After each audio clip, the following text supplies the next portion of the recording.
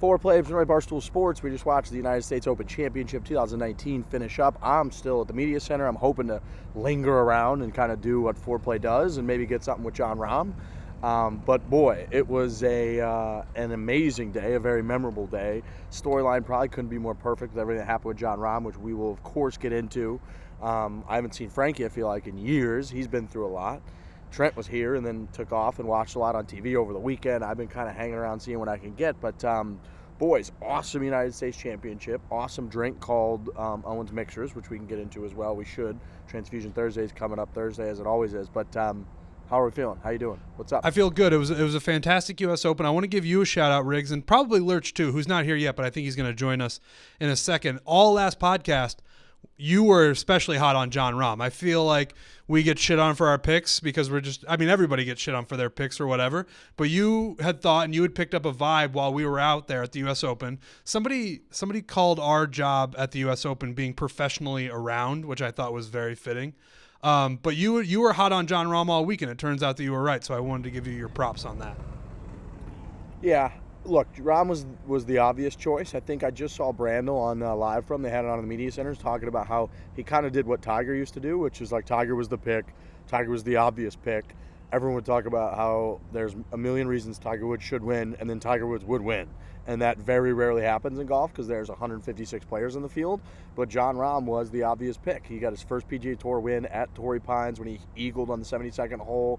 He got engaged, I believe, at Torrey Pines. They show the side-by-side pictures of his hometown in Spain and the cliffs, and then Torrey Pines and the cliffs, and talk about how, he feels comfortable here. He's been playing extremely well, including holding a 6-shot lead before he got, booted from the tournament at the Memorial because of COVID. So all of the signs are pointing to Jon Rahm.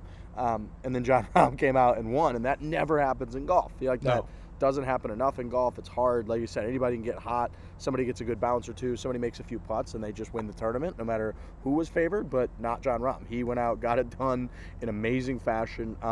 Maybe the most, and I guess it makes sense because, all the anger stuff that we've talked about, but maybe the most aggressive fist pumper in the history of golf.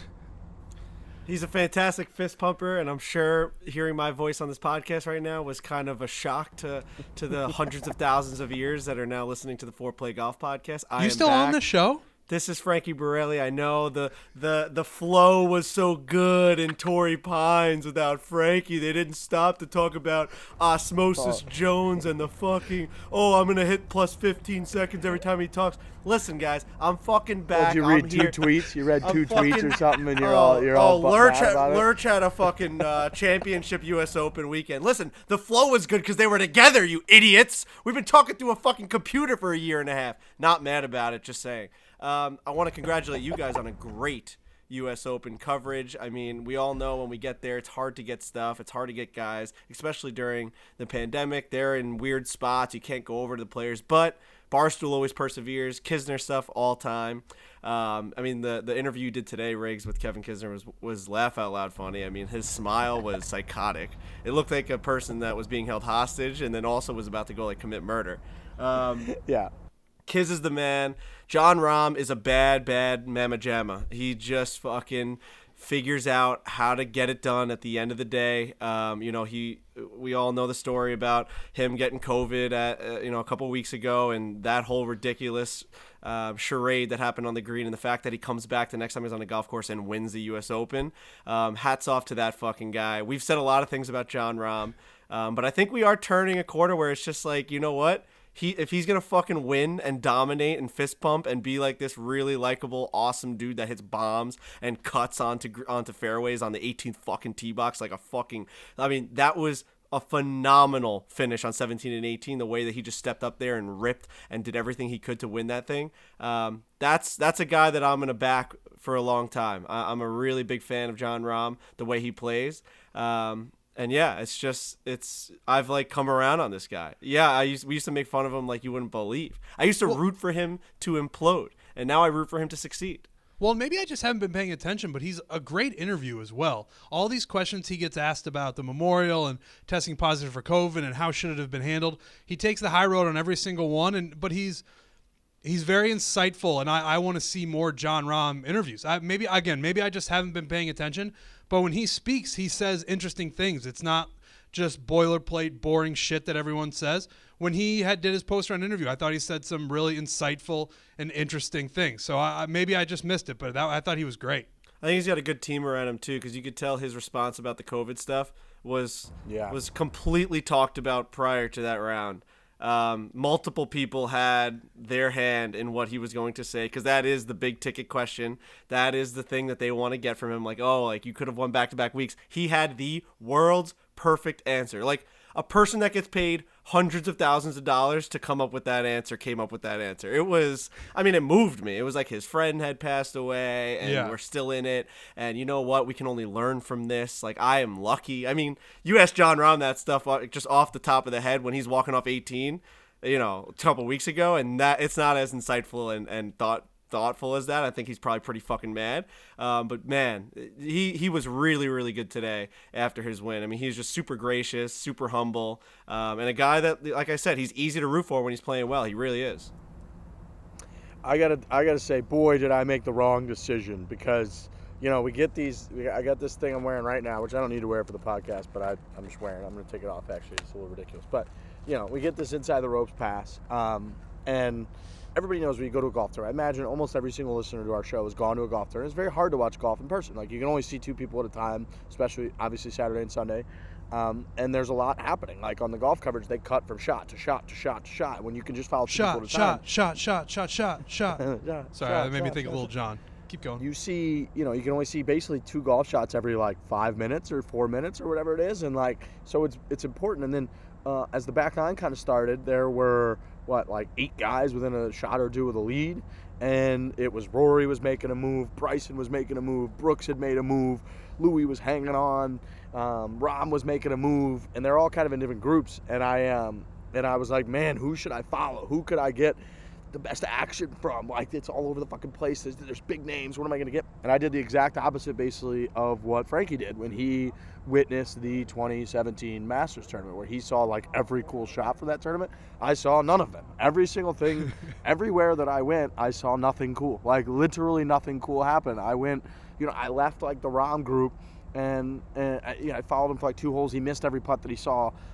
I leave him to go find Rory. Rory goes like bogey double. Rahm all of a sudden makes bombs and is fist pumping to the moon. And I have to try to find it on Twitter, where it doesn't work because there's, you know, 15,000 people around. So Twitter's not working. So I couldn't even see the Rahm fist pump for like 30 minutes, even though I'm on site. And I just missed everything. Like, everything that happened, I missed. And then at the end, when I decided to follow Louis Oosthuizen, like, he just pulls one left on 17 into the shit. And I'm just like, I saw nothing cool, like nothing good that occurred at this tournament did I actually witness in person. So I just blew it. Like, everywhere I could have been, I wasn't there at the right time. And everywhere that, like, something you thought sweet would happen, like, I guess the coolest thing I saw was Bryson blade one over the green on 13 and, like, make a double, but that's a shitty thing. Like, you don't want to see just shitty stuff. So I just blew it. Like, I just made the worst decisions you could. And what a U.S. Open it was to watch on TV. Like, so good. You know, the drama. I mean, that fist pump, you know, 17, 18, Jon Rahm, that's a moment. I mean, the people I was watching it with were like, oh, Frankie, like, you could have been there for that. Like, you could have been on 18 as Jon Rahm does a legendary fist pump, the little stutter step leading into the bump. I mean, that's something that people are like, holy shit, in 30, 40 years when you're watching commercials about the U.S. Open and you're hearing about 2021 and Torrey Pines, that just replays in slow motion. You were there, Riggs, and you just didn't witness that. You might as well have been on the fucking glider port jumping off the cliff. You were nowhere to be found. You watched Louis Oosthuizen make a couple gutsy pars. Yeah. Yeah, no, literally I did. I saw him, like, on 16 he made like a 6-footer for par, and I was like, sick. Like, I was trying to hype myself up. It's like, what a putt. I actually almost tweeted like, wow, that was so clutch. And then right as I was about to tweet that and get it off, he just hooked one into the canyon, and I was like, well, I just kind of blew it. But, you know, whatever. It is what it is. I also had, you know, I want to talk about the earpiece that I was wearing. Because of the exact reason that we're talking about, where you can't follow anything in real time. So there's so much going on, and they give out those free, like, little radios you put in your ear, you know, and they just give you all real-time updates of exactly what's happening. But you look like a total dork. And I coming off 15, I ran into Kiz for the first time, watched Kiz play his last 4 holes or something. He walked by me, he's like, is that a radio in your ear? And I go, yeah. And he goes, you look like a fucking tool. and then he just walked to like the 16th tee, and I was like, well, shit. So it's just a tough day as a spectator for me out there. That's a big-time old man move. Whenever I would go to Iowa football games at Kinnick Stadium, there'd always be one guy who had the earpiece in, and he'd give all the injury updates. Like when someone would get hurt on the field, we'd always be looking at that guy like, what's going on? Is he in or is he out? Is he doubtful? But it's a big-time old man move. But I understand as a guy who, again, I've been to a golf tournament as well, a bunch of them, and you can't follow anything when you're out there, when it's just you can only watch two people. So I understand it, but it's a big old man move. The radio and the binoculars are two moves that, veterans sitting in your seats, maybe even I'll add a third in there for a veteran, venue sitter and someone that's going to watch live events is the cushion. They bring the cushion with them on the seat. Yep. That's a very big college football thing because they're on uncomfortable seats, I feel like, at a football stadium. So those three, it's the radio, the binoculars, and the cushion. That makes an all-time, all-star viewer of sports and live entertainment. And look, and I had like my stupid lanyard on, and then my which is orange, and then like my blue radio, and then like my sunglasses. I just look like a dork. And so, you're trying to do the best that you can. It was obviously awesome. It was cool being there, but I just missed all the big stuff. You could hear the Jon Rahm roar. Like, you could fucking hear it from 4 holes over. You just heard a mat, and everybody knew because everybody had the radios in. So it was actually getting kind of awkward where on the tee boxes even, everyone had the radios in their ears, but they were all super low. But when everyone's super low, it actually is kind of like you could kind of hear it around the tee boxes because there'd be 500 people in a tee box. And so everyone knew that Rahm had like a 20-footer for birdie on 18, and then you heard his roar and the radio at the same time. So there's actually like a mini murmur roar around like the tee box where Louis was at the time. So the whole thing was it was cool to be there. It always is. But I was just in the wrong place at the wrong time, and I was drinking these shitty water bottles that we talk about, which are the worst water bottles ever. And Frankie doesn't know that. Before we get to that, we got to talk about Owen's Mixers, which is the best mixer ever. The Barstool Transfusion, which we came up with, which you just put in with vodka. It's awesome. It's taking everybody by storm. People can't believe how good it is. So go to Owen's Mixers. They're on Amazon. They're in Kroger's. They're in CVS's. They're in all kinds of local retail shops around you. And go get it on Amazon, like I said, because it could just come in a day or two to your house. You could drink it. You don't have to go anywhere. Big thanks to Owens. They got great flavors. You pour it in with liquor, and you have an awesome cocktail. These fucking metal water bottles, Frankie, that you missed this week, you should be thankful that you weren't here, because this, and apparently they're like recycled. I think Jake Bass is going, like, they're like recycled, whatever, which is great. I'm into protecting the earth. These water bottles suck. Everybody says they suck, and they suck. I'm permanently scarred. My finger is cut open because when you try to open it and close it, everybody's got that mark on them now. If you were at the 2021 U.S. Open with a media pass, you have a scarred pointer finger because those things cut you wide open. They must have got a discount on those. They were like, those were, nobody was buying them. They were off the clearance rack waters because those things fuck up your hands. Does the water taste worse than usual or no? It tastes metallic. Okay. And it tastes worse because you're mentally rattled about the bottles. So you want it to taste worse. Yeah, I know what that. Yeah, I can feel that. Just the experience sucks. The experience is a 0. Yeah, and water is water. Grab it. Water is something that should come pretty damn easy, right? I know it's actually a sad thing in this world that it doesn't, which is kind of crazy. And that's actually, one of these things that are coming up. People are starting to invest in water. Have you seen this? Like, water's one of the biggest investments because they think we're going to fucking run out of fresh water. Have you seen this? No. Oh, no. It's unbelievable. I don't want to run out of water. It's unbelievable. They said that's going to be the next fucking war. Talk about nuclear bombs and all this stuff. Water is apparently a problem. But water we can wars? get into that. Yeah, water worlds, man. I'm telling you. Water wars is going to be nuts. But, yeah, water should be just fucking make it easy, man. Just fucking make it easy. Trent drinks it out of his sink in New York City. Like, let's just get the water down this guy's gullet. You don't need to make it fancy in some metal fucking thing. I am a water snob, but I still like it to come easy to me. I don't want to have to wrestle this thing open and cut my fingers to drink water. If it's like this extreme drink, sure, maybe you gotta figure out how to get in there. We're talking about water here. Frankie, I'm telling you, they get the metal caps on these things. It's a fucking war to get them off. Everybody's fingers are cut up. It's a disaster. Can't have that. I saw Louis doing it. I saw Louis fizzling around with it on the 17th tee box. kids, like everyone's tweeting at me like, how come I'm drinking Coors Light inside the ropes? It's like, as it looked like everybody's drinking beers. It's ridiculous. Dude, I had a legitimate concern when we were out we were being professionally around at the U.S. Open. I thought a picture of us was going to go out holding those waters, and people were going to think it was beer, and I thought that was going to be a whole thing. So I didn't take any of the water to the range because I was like, people are going to think we're drinking on a Tuesday and a Wednesday when we're supposed to be doing our jobs. The waters were a disaster. Yeah, disaster. And look, we love the association. They're great people, put on a great championship. Just you don't have to. You don't have to reinvent the wheel situation. You literally don't have to reinvent water. It falls from the sky. There you go. Put it in a plastic bottle, and you fucking drink it. It's really not. It's just not that complicated. So this was a miss. Maybe like you said, the company, you're doing somebody a favor. It's cool. Just don't do it next year. Like we're over the metal waters. These things stink. So you guys are obviously out there. I was pretty pissed that I couldn't make it. Obviously, we have a lot of stuff going on here on Long Island, but. We were out there for Behind the Greens, so I got to see a lot of the golf course from February to 2 weeks before the Open and all this stuff. What'd you guys think of being there for tournament play or championship play? I know they like to call it championship play. And how do you think the golf course handled itself for the U.S. Open, Torrey Pines? Dude, I thought it was awesome. I really, really thought it was awesome. I always go in at a course like this really positively to begin with because of the muni aspect. Any municipal course is obviously we're going to love. We're a muni type guys, so right out of the gate you want to like it. And then on top of that, it just delivered. Like no one ever went extremely low.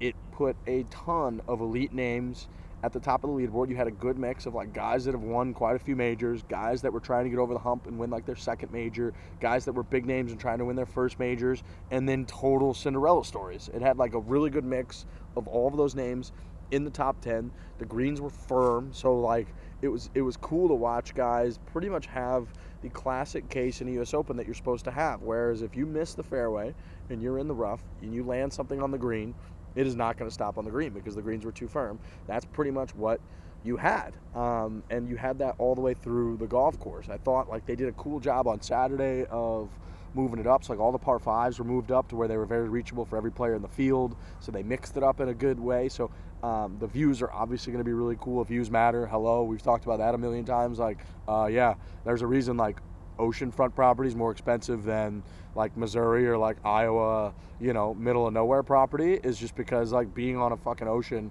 is nicer and makes things cooler, and that's the case here at Torrey Pines as well. So I thought it was awesome. I thought they did a good job. I heard like 0 players complain, I feel like, the entire week about setup, about pin locations, about rough, about greens, speeds, nothing. I don't think anybody complained about anything. So all in all, it was fantastic. Nobody got lower, I don't think, at any point than 6 under par, which ended up winning the whole thing. And you had, a handful of guys in that 2-3 under, which is, for the viewer, we like carnage and all that. That's right in the sweet spot. No, it wasn't 5 over, but anytime that you're keeping the best players in the world round after round after round to something around 71, 72, maybe a 69, that's really hard to do. And to do it without them even bitching at all, I think it's just hats off. I thought they did an awesome job. The grounds crew, the USGA, I thought they nailed it. Yeah, couldn't agree more. I thought the course completely held up. I thought it did exactly what they had said they wanted it to do. Rich McIntosh's entire team over there, the fact that they get that place dialed in from when is Farmers, January till now. I mean, you're talking 5 months in between. They had to build that driving range. They had to get the rough up. They had to do all these things. They had to change the grass to Poana and all. It's just the way that, they bring in the kikuya around the green surroundings. It's stuff that I don't even know is possible. They're just bringing in grass. I don't even know that that's possible. Actually, funny story. When we were filming Behind the Greens, our sound guys are always fucking just wild cards, right? And we've always said that. Total wild cards. Maybe the biggest wild cards in any profession across the board. And sound guy was getting a little bit too into what we were talking about when it comes to grass porn for Behind the Greens. I think he got swept up in the whole thing and started actually picking up a little bit of kikuya around the greens at the U.S. Open on the Torrey Pines South and started putting it in a bag. And he actually like talked to like the guys, the assistant superintendents, is like, so when I go home and I throw this in my backyard, I'm just gonna grow kikuyu grass. And they're like, yeah, that's like kind of just what's gonna happen. Like, do you want to do that? And he's like, absolutely. And he just kind of got caught up in the whole moment, I think, because we were talking about how cool the grass was. We were trying to drum up some drama for the video, but this guy was hook, line, and sinker. He's got kikuyu growing in his fucking backyard right next to the swing set for the kids. Amazing. I've absolutely made. Lurch has joined the show. Hello, Lurch. Hey, boys. How we doing? We're doing lovely. We're doing lovely. We're talking about the golf course right now and just Torrey and how well it presented, how well it held up, how well it challenged these guys, and how well it delivered just an elite leaderboard. Yeah. I mean, it was amazing. I'm sorry to miss the first 10, 15 minutes or whatever, but all the people negative on Torrey Pines and saying, oh, it's not a good layout, oh, it's not a good whatever, like, screw off. That place was perfect all the way through. So happy to join the chat is the way you say it. But yeah, just a tremendous weekend of golf. Yeah, at a certain point, the leaderboard had all top 5 players in the world on it. Like they were within striking distance. Right, it was crazy. Like, what do you want? What do you want? Like if that's what we're gonna get, then that's what I want. I don't know what everybody else wants, but I want the best players in the world competing for the U.S. Open title. That's what I want. Everything else feels like noise to me. And how awesome is it to have the easiest hole in U.S. Open history be 18? I find that to be such a cool part of the layout that, like, no matter what happens, hole 1 through 17, you could be two shots to 3 shots back on the 18th tee box and still have a chance. Well, you know what I mean? Like, no matter what happens, if maybe the guy in front of you bogeys and you eagle, there's so much that could go on. And look what happened with fucking Louis. Like, he still had a chance. And I think that should almost be a standard for every single major venue. Why make the 18th difficult? Make it scoreable. Make it really easy so that these guys have a chance to do memorable, awesome shit. Right, Louis eagled it on Saturday. When he's on the 18th tee, needs an eagle to tie, and it's very possible. Like, that's really fun. Totally, and I agree with you, but I also agree of rewarding the drive, having water cover the front. So you do have to put together, like, 2 good shots to get there. It's just a tremendous closing hole, though. Like, that is – because Louis was standing over that ball in the rough being like, maybe, could I? Yeah. And then eventually decided to lay up to do the old, like, Phil, like, no, I can miss it on the front side and coming back if I hit a really good one. But it was that's the best championship hole in golf, you know, not the tournament, the championship. Yeah, no, it's you need Louis' eagle on Saturday was 3 tremendous golf shots. He had a 65-foot, however long that putt was. So yeah, it definitely is a risk reward. What was he, like 245 out in the rough? So he just couldn't risk it, because also the thing that got me kind of going was the fact that this guy was like kind of fighting for solo second as well, right? Like, there's a lot of money on the line. So do you just like, do you think that's in his mind? Like, do I go for broke here and go in the water, or do I kind of just play for the birdie? Obviously, but I mean the eagle, obviously, but I want to be birdie. I don't think it is. I honestly, so I was standing right there, and you had seen I had Craig hooked me up with this skybox thing on 18. So like at the beginning of the day from 10 a.m. until noon, when like TV's not even really on, we were watching people come through 18, and like to be that far out in that rough, there's no way he could have flown the golf ball onto the green. And if he somehow did, it would have gone 20 yards over the green. So, like, you're not doing yourself any favors. Like, the only possible chance he could have had that would have made sense to go, for it from there would be to land it maybe 40 yards short of the green, right of the pond, and then have it, like, take the hill that, like, puts balls into the pond and, like, ride it like a highway and then exit the highway at the right time and roll onto the green. Like, it just didn't make any sense. And when he actually had like a hybrid or a wood in his hand at first, everyone in the crowd was cheering and going nuts, and I was standing there being like, if he hits this club, the tournament is instantly over. Now hold on, like, I also, Kiz was in the same spot that he was earlier too on the layup, and I watched Kiz hit a good wedge in there that landed right next to the pin and ended up 15 feet behind it. So it was also like it was a really tough spot for him, because I don't know which one genuinely leads, if you had the stats, leads to more eagles. And when we talked to Will Zalatoris, remember where he was even like I actually make more eagles now, not trying to make eagles because I'm playing smarter. And when you play by the stats, you actually make lower scores, and part of those lower scores are eagles. So, like, I don't know statistically which one would actually yield more eagles, but I think it was the one that he did. That feels like something Scott Fawcett has tweeted about in the last hour. Let me check. That Right, feels 'cause- like something he would talk about. Riggsy, like I agree with you in the aggregate. You make more eagles by doing whatever the hell you just said, numbers, etc. But in that moment, I think he's got to try to skirt the right side to get it close. Like hitting a wedge from how many? So in that moment, if he hits a hybrid, he skirts it up the right-hand side. I don't know the numbers of that, but how many wedges does he hole out in a given year from what was he, 117 yards or something like that? What was he? Well, I don't know his total number, but like, I think he's got a better chance to hit a hybrid up the right-hand side. If he pushes it a little right, yeah, he's got a hole out of the bunker, or maybe he's a little short of that. Like, I think there's a better chance of going that way to make a 3. But I don't. I just don't. Like, he didn't have a good lot. He wasn't like, it's not like he can just automatically fly at a certain distance from there. He's in U.S. Open rough. So, like, if he misses right, like, he has no shot. Like, look, Rahm missed right. Rahm couldn't even, like, he hit it to 20 feet, and he had a good lie in a bunker. So, like, I really don't think he had much of a choice, honestly. Like, he didn't have a shot. There wasn't, I'm saying skip it up the right. He would have literally had to, like, use, like, centripetal force around a hill that goes into I think the it's water. centrifugal. Centrifugal is the word. To get it to not go in the water. Like, it's not even a real shot that he would have had. Like, it's not a real golf shot. Fair. To go back to Frankie's point, if money played any, like, gave him any thought process, it's the worst thing in the history of sports. Yeah. Like, if money was a factor at all, it is literally the worst thing in the whole game of sport. I would love to know how much that's factored in. I mean, I think we've asked guys on this very show, like, are they thinking about it? They said yes, like, you're always thinking about it. But is Louis thinking about that when he literally has the tournament, the championship at his feet no.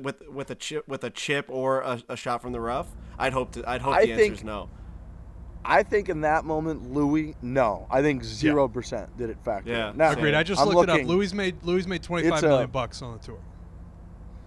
Yeah, and that's a good also amount. it's the difference is between second and third, and obviously he probably would have maybe tied for the whatever. But the difference between second and third is like $500,000. Yeah. Oh yeah. I mean, also It's people. pretty So many good. people were That's tied pretty for decent third. cash. It's like, Pretty decent cash. But no, I'm firmly on the side that Louis Oosthuizen was just trying to tie that golf tournament up the best way that he could. Yeah. I would have loved to see him go for it. Like, you know what? I know what you're saying, Riggs, but like for the competitor and the person that wants to watch the most drama, I'd rather see that ball go right in the water because he fucking tried to go for something crazy. Like, you have to. That's a magical moment. Like, what Lurch is saying to me makes a little bit more sense. I know stats probably say no, but that's one of those moments where it's like stats go out the window and, like, let's just see if the heavens and the gods can take this ball onto the green. Because we've already fucked up. We put the ball in the fucking canyon on 17. We didn't make the putt when we should have. We're down by 2 now. We got to do something. We have to do something like out of body, out of mind, not by the stats, not by the Scott Fawcett playbook. This is Scott Fawcett lost on 17 green when I missed that fucking putt. Now it's up to, like, the heavens and the gods. That's my point. Is, like, just make something happen, or even push it into that bunker. I would rather see him try and just hole one out from a bunker than I would from 110 yards out on the fairway. Like, I know that, like, Rahm didn't go after the pin because it's basically impossible to hold it from that position. But just, like, I just think you get more spin. You're closer. You have a little bit more of a chance. I just didn't like that play. It was way too safe. Way too safe. Rahm was also on a downslope, too. Right. Like, his bunker shot. So, like, maybe he lands on an upslope, anything. I agree. Frank, like, you're a top, 25 player in the world or whatever he is. Like, can you get up and down from 240 with the water covering the front? You can't. Go for it. Don't hit a wedge. It's like, I was infuriated by that. But the golf book is going to say do what he did. I'm just saying, like, fuck, throw it away for a second. Fuck. Well, then we're just saying the tournament's lost by the missed tee shot, which is even worse than, like, It was actually missed it was lost by the putt. He had a great recovery shot after he dropped, and he has an uphill putt that he just it's just never had a chance. He holed a couple of those 5-footers though all day, so it was like he is now. He was getting testy off the tee as soon as he knew he had the lead, and then there was the big roar because Rahm made a huge hole on 17, made that bomb, and like he looked sensitive down the stretch. It didn't look like he was just nails all the way going through. So to me, he's a fantastic putter. I think he's always been. And it was funny to hear the commentators constantly say he does like to move the ball left to right. They continuously drilled that into your head because anytime the shot called for a right to left, they're like, oh, he's just going to go to the middle of the green here because he cannot move the ball right to left. And all I was thinking was like, oh man, he's got to be thinking like, do not put this ball right to left on this tee this tee on 18. And the ball really did not move left to right as much as he wanted to on that 18th tee shot. He kind of got fucked. Like the ball just stopped, and that's why it stayed in the rough. So, and we saw this guy in the match play. He fucking on the tee box. He put it into the water and he lost it for his partner. So maybe the guy doesn't have the stones on the tee. I mean, it's the 6th time he's finished runner up. That's brutal for our guy Louis Oosthuizen. That's absolutely brutal. He doesn't have the stones. It is. It's his 6th runner-up in a major, which is he's the 13th player in history with 6 or more, and this was I believe this was from Jay Ray, who said I can't remember if this was the Jay Ray Saturday. Anyways, he's the 6th, the 13th player with 6 runner-ups or more. The other 12 have a combined 95 major titles. So he's got his one. So like the people that finish runner-up in majors all the time just win a billion majors, and Louis, I mean, he has his one. He won at the Old Course. It's extremely cool. It was 11 years ago. But yeah, you got to feel for him a little bit. It wasn't like he played badly. It's like Rahm made 2 absolute bombs on him, and if he didn't, Louis just wins. He just wins the U.S. Open. Like so, that's unfortunate. Very unfortunate for him. When you guys were watching Rahm in the bunker on 18, were you like, where's this guy going? Because I was like, this guy's playing scared. I stood up. I said, he's playing scared. He's going way too right. This guy acts like, I mean, Louis Oosthuizen has 2 holes to go. You're not going to win this tournament, this championship, only being up 1. Like, you have to try and make this up and down.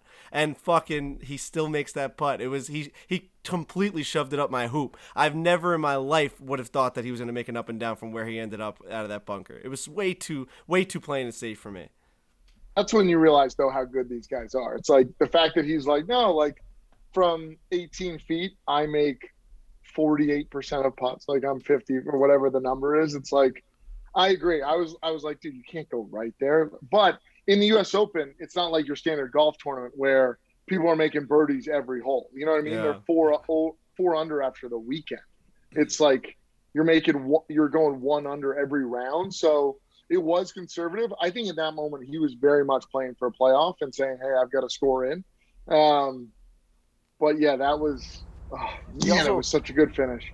He also there's water down there. So like if he goes to the pin with and hits it in the water, it's like, I think he just did exactly what he was supposed to do, which is like give yourself some kind of look.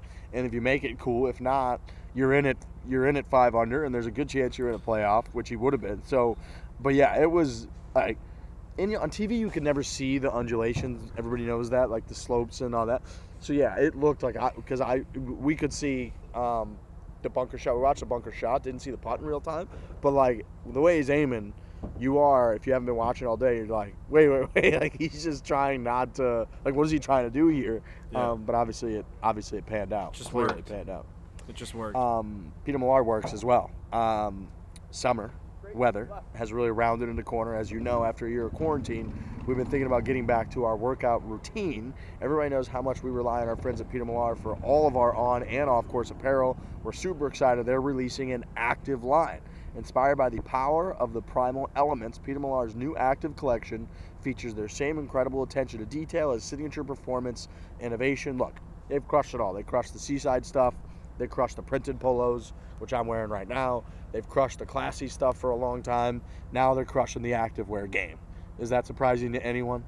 No. I'm going to have to get my hands on these because I can't imagine the fabric, the material.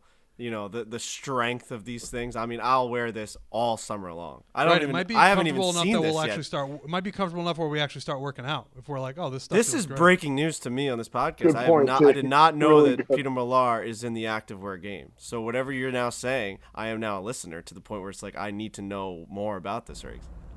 From performance tees, Frankie, and layers to shorts and joggers, the Peter Millar Active Collection has everything you need to crush those sunrise sessions or evening workouts this summer. Head over to petermillar.com/Fore to discover the entire active collection and stock up for summertime. How about that, boys? Some joggers?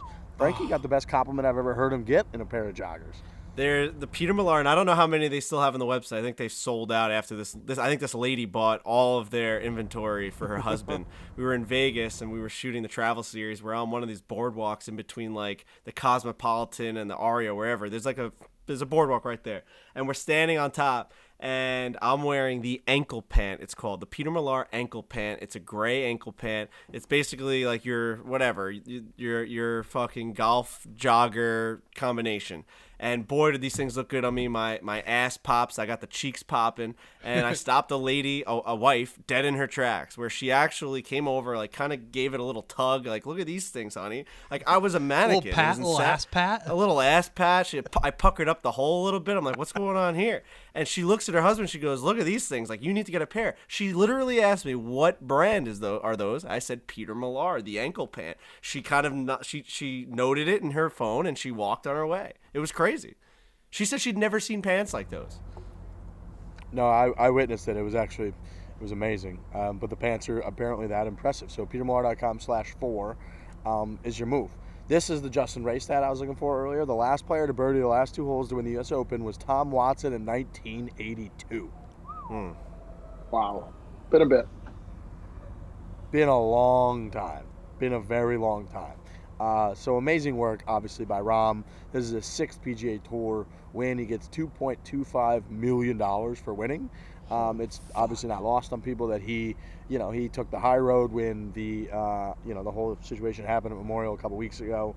Got himself healthy, got over Corona, came out and won. So huge shout out to Jon Rahm. Hopefully we'll get him on at some point. It'd be very cool.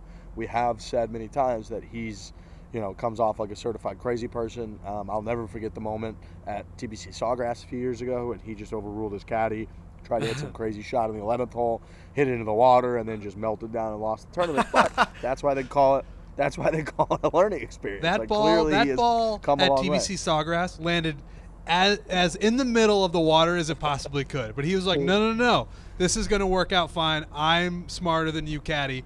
Hits it, and I really do think it hit the center of that lake, and it was just the wrong call. But yeah, I mean, I would love to have Rahm on the show. I know we've called him a walking time bomb. We've said that he needs to get like a person who diffuses bombs as his mental coach. I think he has one of that. Yeah, he has one of those. Been there, done that, pal. Yeah, so I mean, he's obviously a super interesting cat. We would love to have him on the show. Yeah. Did you see when Usti missed the fairway, they panned to Rahm? He gave the biggest psycho smile I've ever seen. He has that in him, man. He's got a little bit of lunatic in him, but I think he's just an eccentric person. Like he's gonna wear his emotions on his sleeve.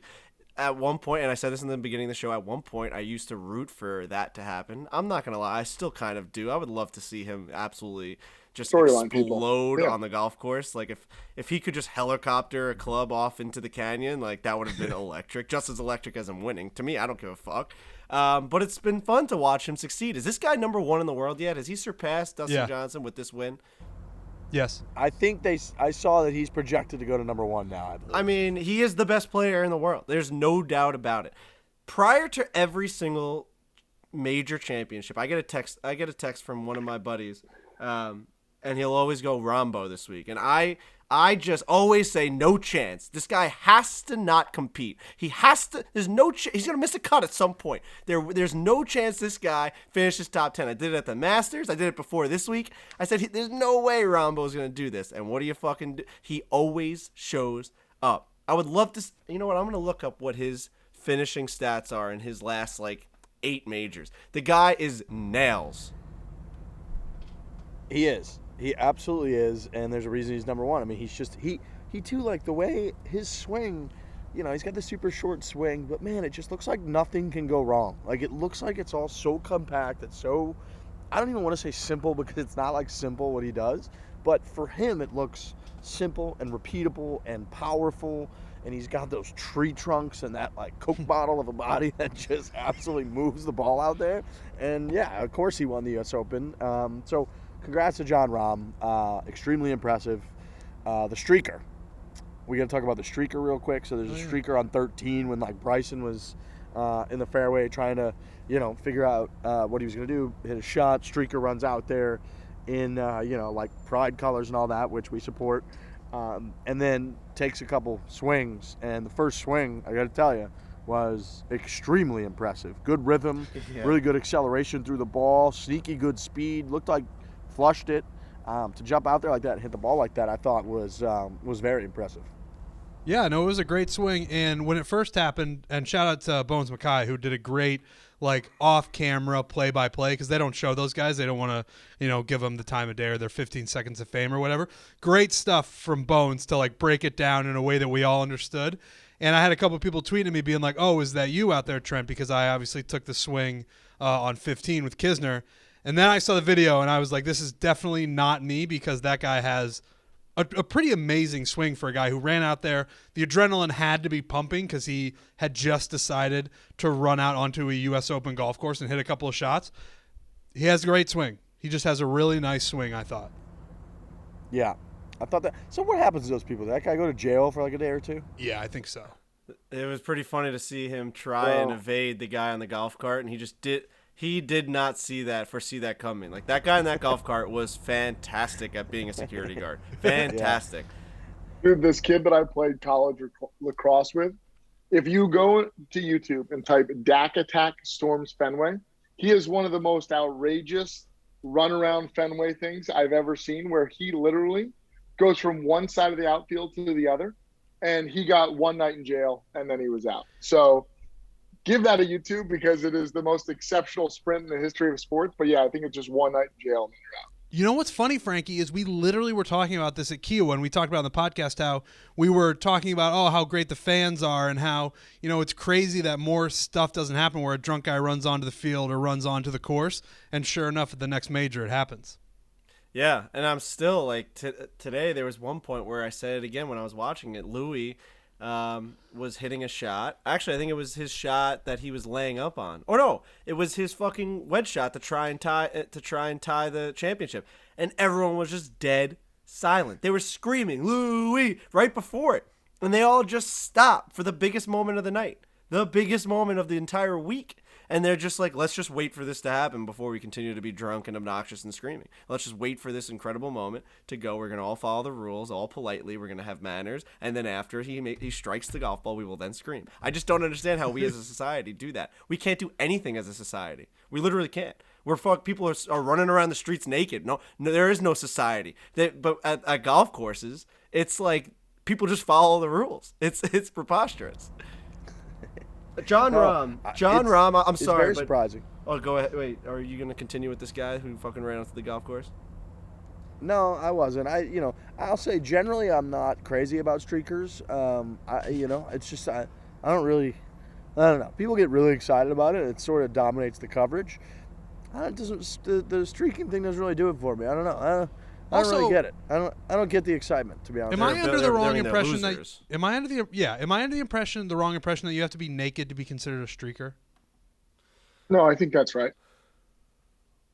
Well, they announced a streaker on the golf course, but then I think they just may have gotten that wrong. Right. I think you have to be naked. Everyone is calling this guy a streaker. Are you just an intruder or a trespasser, or what are you? I guess it's probably just easier to blanket everyone that runs onto a field or thing like that as a streaker. But I thought you had to be naked to be a streaker. Really strange to say, I'm going to go run on this professional sports venue, like this field, and I'm going to take all my clothes off. And I want everyone to look at my little pee-pee. Like, you know, they're always like a soft, flaccid dick and like really weird bodies with the skinny legs. It'd be like me running out there like, just but fucking, on that same ew. front, it's like, why are you? I get what you're doing and trying to get attention, but why are you naked, dude?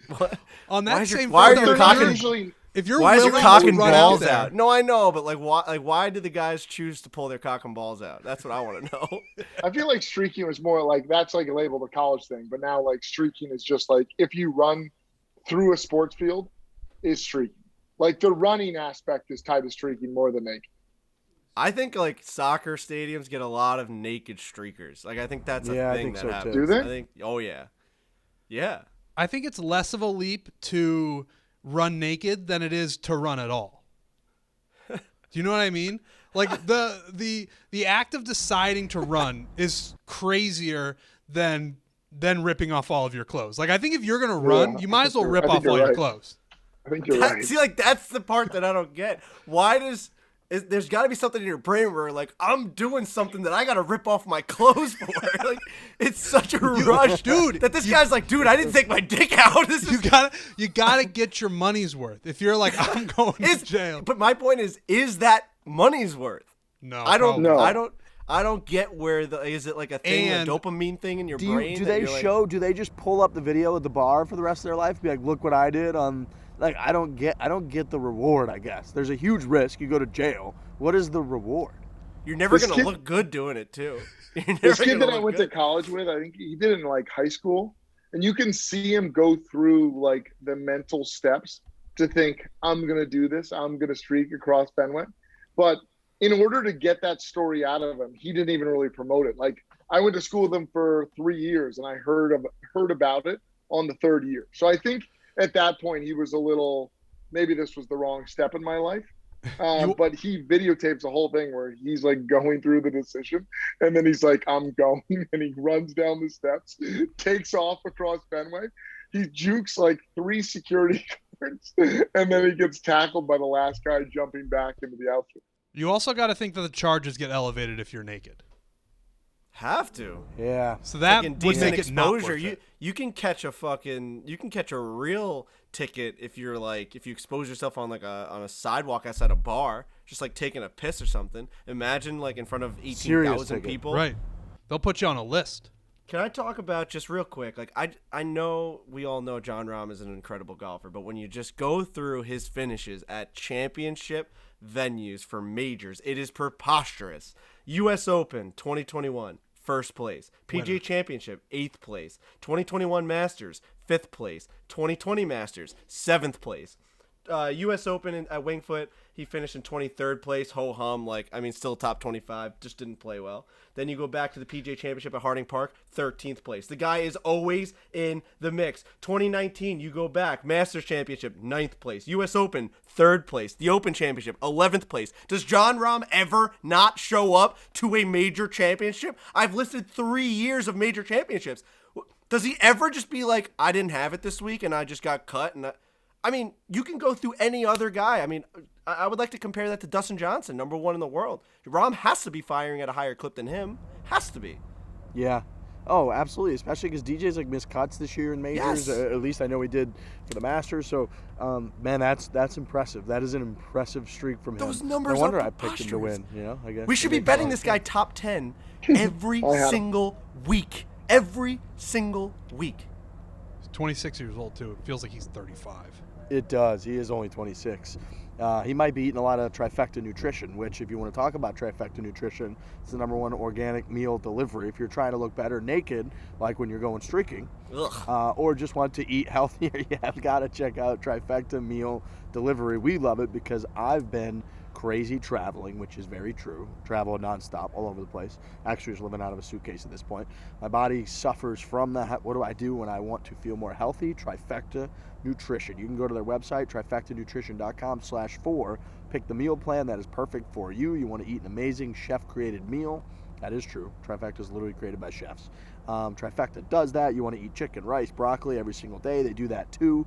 Fully cooked meals delivered to your door every week. So yes, you get the option, like super healthy, with just chicken, with just rice, with just broccoli. And then you also have the options of more creative chef-created meals.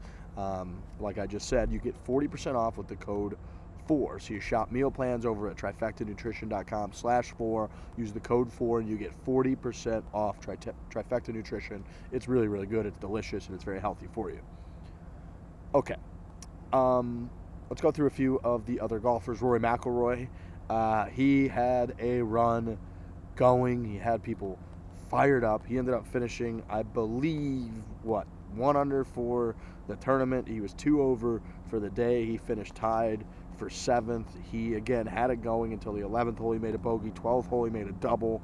13, he came back with a birdie, but then 16, he made a bogey and, like I said, finished at 1 under par. I saw Rory in the little alleyway that we keep walking in maybe 30 minutes ago. 40 minutes ago, right before we started recording, and I just said, as he's walking by, I said, "Great run, Rory," and he gave me the most genuine thank you I think any human being has ever given me, where he was like, he didn't stop and chat, but he just, as was walking by, looked back and made eye contact, and with a very disheartened look on his face, clearly because he had just come up short, he said, "Thank you," and like, I've never seen a human mean it that much more. But man, that guy, I don't know. He's had it going so many times. I'm not going to call this a backdoor top 10 because he was right there, but he ended up tied for 7th when he was, 1 shot off the lead and 4 under par as people were making the turn. But just kind of came undone yet again, Rory McIlroy. It was a roller coaster day. When it started, I saw the outfit that he was wearing, and I tweeted out that I can picture him winning in that outfit. Some guys just have that outfit on where you can picture them holding the trophy, going back and forth. All the cameras are flashing in their face. So I felt good about Rory early on. And then by the end of the round, it got to the point where we've been with Rory many a times where I didn't want to watch him putt anymore. I cannot watch him putt anymore. They kept showing him, and he was still sort of in it at 2 under, but it was kind of getting away from him. And, people were at 5 under, 6 under. It didn't look like it was going to happen. And it got to the point where he would just putt, and I knew it wasn't going in, and I wanted to stop watching it. And I hate that. As a huge Rory guy, I wanted him to win. It's been 7 years. We talk about it all the time on this show since he won a major, but I felt good about it early on. He was playing well, and then he just played like shit. And I'm glad that he genuinely gave you a thank you, but I would prefer that he would lift a fucking U.S. Open trophy and win one of these things. It just sucks. He really did have a little bit of a swagger. Front 9. He's 1 under for the front 9, and he's 1 back at one point. He made a great putt on 4, and it looked like he just had things rolling. He's strung together a lot of good pars, and then on the back 9, you look at it, he starts the back 9 with a par on 10, and then he goes bogey and then double on 12. Like it's absolute blow-ups that get to Rory McIlroy. How do you go 3 over in 2 holes on the back stretch where you need to step on the gas at that point? And even then, when Rory was on like 15, 16, 17, 18, the announcers and everyone watching is like, holy shit, Rory still is in this thing. I mean, he birdies, what did he do? He ended up birdieing 13. You're like, okay, Rory's like kind of back in this. 3 back, 4 back, 18. We talked about that. It's a hole that everyone can fucking either birdie or maybe even eagle. Rory's still in this. And he goes and bogey 16 and his hopes are over. His hopes and dreams are over. The guy cannot putt when it matters. The last 7 years, he can't sink the putts when it matters. He's striking the ball phenomenally. He's one of the best drivers of the golf ball in the world. The guy can't putt. I don't know if he can't putt or he can't read the greens. I mean, his putts aren't even close. They don't even lip out. They're not even close. He misses the ball. He misses the hole completely. I disagree with some of that. I mean, like, to Riggs, to your point of him saying, like, thank you, he's the best guy at being, even, like, when we had some small interactions this week, he was genuine about, like, everything that he said. Now, he's still never been on the podcast, so, like, how genuine is he about those comments? But Frankie, on 13, I mean, that's a par 5. He ripped that 3-wood, whatever, to the dead middle of the green and just missed that putt for eagle. I mean, I don't think his putts were outrageous. There were a couple outrageous ones. I don't think that they were early, maybe, but that putt on 13, that putt for the eagle bid was a phenomenal putt. Right. You were just talking negatively about 13. No, I'm saying he finally got it back. I said, like, that was the hole where we're like, all right, let's do it. No, it was on 16 where he made a bogey on a par 3. That was just, it was a horrible, horrible hole. And then he couldn't get it done on 14 and 15. He just can't get any momentum. It looks like he's about to get momentum, and everyone in the world is on his side. It's like Rory McIlroy is that Tiger Woods name. He's the guy that's been there. He knows how to do it, and he can never just turn on that final jet. He can never go into that last final gear and just shove it down people's throats. He misses putts. He misses greens. He just can't get it done. It's always in that final stretch with him. Yeah, so I'm looking right now like, man, if you go back He hasn't won a major clearly since 2014, is well documented. 2015, he finished 4th at the Masters, tied for 9th at the U.S. Open. 2016, tied for 10th at the Masters, tied for 5th at the Open Championship. 2017, tied for 7th at the Masters, tied for 4th at the Open Championship. 2018, tied for 5th at the Masters, tied for 2nd at the Open Championship. 2019, tied for 8th, tied for 9th in 2 majors. 2020, tied for 5th, tied for 8th. Those are all top 10s in majors since 2014 when he won. That's like a Rambo stat right there. That was phenomenal. It's crazy. It's crazy how good that is, but he just isn't winning one, and that's adding up. He's a very perceptive guy. He reads stuff. He talks about how he tries to think zen-like, tries to change his approach, so he's aware of it when he gets into those moments. He appears like he's got the swagger. He's won a Players' Championship in that time, but he's just not getting it done. And like you said, Frankie, he's too good to be making doubles and shit when he's in contention, like a bogey and then a double when he finally gets himself into a contention in a tournament where I don't think people weren't making a ton of double bogeys, if we're being honest. So yeah, it's just tough. It's hard because you want him to win. He has that Tiger-like stardom. You can sense it out here when you're sitting on a hole watching for 45 minutes, and then all of a sudden a swarm of people arrive, and usually within minutes, Rory Mcilroy comes walking down the fairway because he draws a gigantic crowd. So, yeah, everybody's rooting for him, and he's very genuine. And I think he gave me a very genuine thank you and gave us very genuine reactions all week. But we genuinely like him to win a fucking major championship. When he finished 58th in strokes gained putting on Sunday alone. I mean, when you're trying to win a championship, you cannot finish 58th in strokes gained putting. You have to make putts. He was above the average of the entire field in putting this week. It's like Rory McIlroy. I genuinely would love to know, and I don't know if it's a coach question or if it's a Rory question, if he would ever admit that, but what has happened in his career or to him as a player? Is it reading of the greens? Like I said, it always seems like he does not know where they're going to break. Or is it the actual stroke? Because a guy of Rory McIlroy's ability and stature and the amount of practice that guy puts in, you're telling me it's a stroke issue? You don't think that guy puts in enough work for getting a feel for how to putt a golf ball? It's got to be something about the process prior to the putt. He doesn't even come close, guys. No, I agree with you. You have very little confidence in him a lot when he stands over, and it's not like the putt on 13, that's like a good lag putt, whatever. It's like the putts that you feel like he's right on that line of okay, a few of these should go in around. Here we go. This isn't a guarantee, but this is a 9-footer. Let's go. A lot of times they don't even sniff the hole. You're just all right, again. And you would think somebody that's as good as he is, he would be better with that thing. Is that a little bit of carryover from him when it was him and Reed in the final round? Or do you really think that he putted terribly in this last round? I didn't think he putted horribly in this last round. He was didn't 50, Frankie just say he's 58th? 58th in strokes gained putting, and Rahm was 10th. So, I mean, the difference there this is week? No, on Sunday In alone. the final round. He just said that. Jon Rahm was 10th in strokes gained putting on Sunday alone. Rory McIlroy, 58th. At one point, they were both tied for the championship. That's a 48-person difference in the ability of putting on a Sunday. That's Feels going to with, lose you with the his championship. putting, the good is pretty good and the bad is really fucking bad.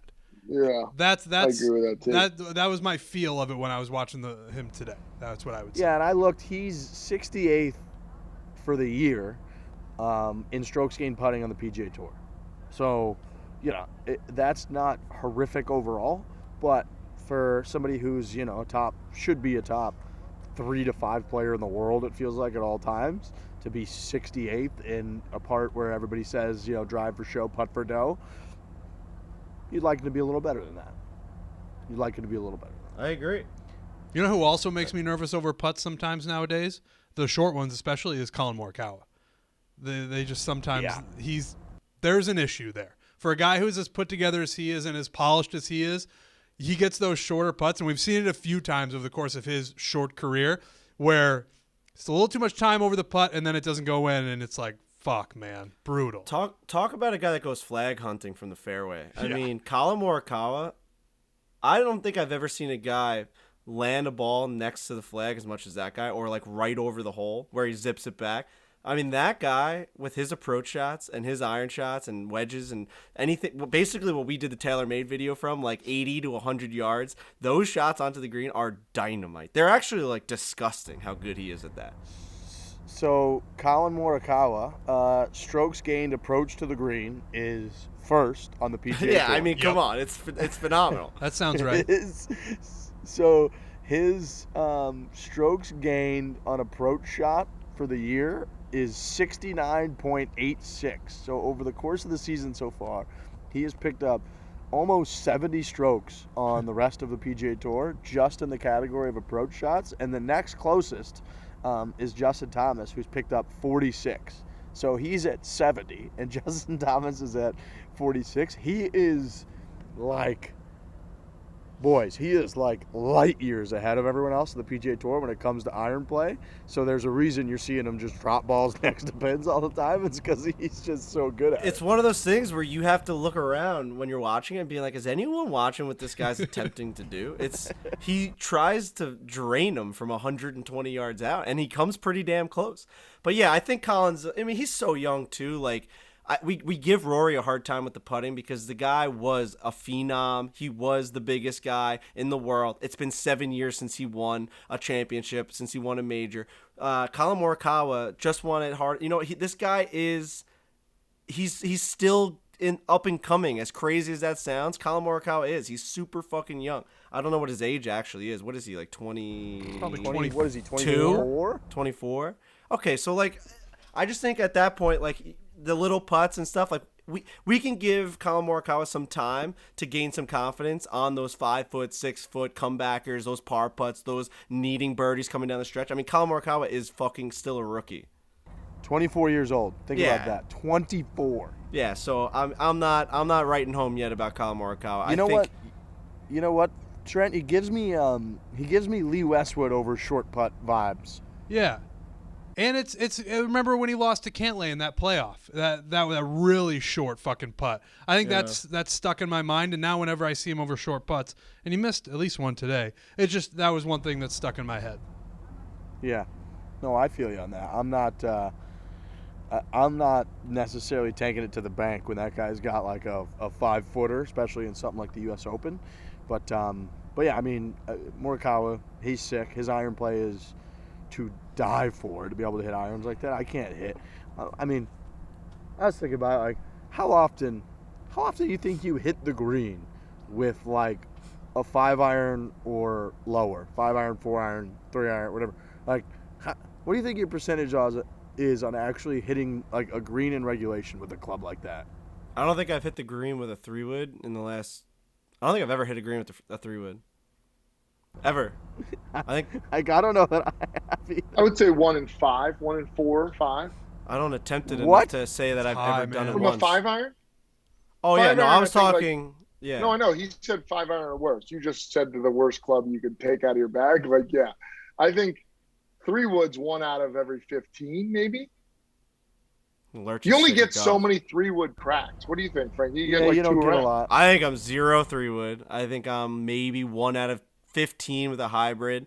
And then when you start going 4-iron, 5-iron, 1 out of every 9, 8. I mean, that's a fucking poke, Gee, what do man. you think? You're talking 210-yard 4-irons. You think I'm talking 10, 15% to hit that green?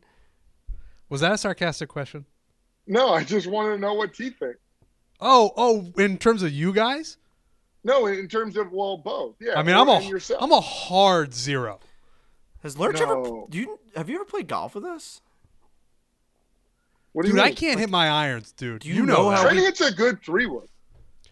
You're asking him for like percent. You're asking us for like percentages of 4-irons onto green. just Like it's asking 0. for a guess. Be It's quiet. 0. It's 0. It's like we don't hit greens. I Like, mean, with a have you ever- with a 3-wood, it's definitely 0. With a, What are with we a doing 4-iron or 5-iron, I mean, I'm just starting to try to hit these things as well as I can, and it's tough, man. It's just tough for me to hit an iron. So, like that T, on I the would green. even say your 3-wood's better than your irons. Like your 4 and 5-iron, I would say your 3-wood's better than that. I'm certainly Right, more that's like a confident. layup or something off the tee, but like to hit a green with a 3-wood? like I hit a green. I'll tell you this. I hit a green with a 3-wood at Erin Hills during my magical round. That is the only time I've maybe done that in my life. It was a miracle shot. Dude, a lot of people listening to this show probably struggle to hit. I'm happy.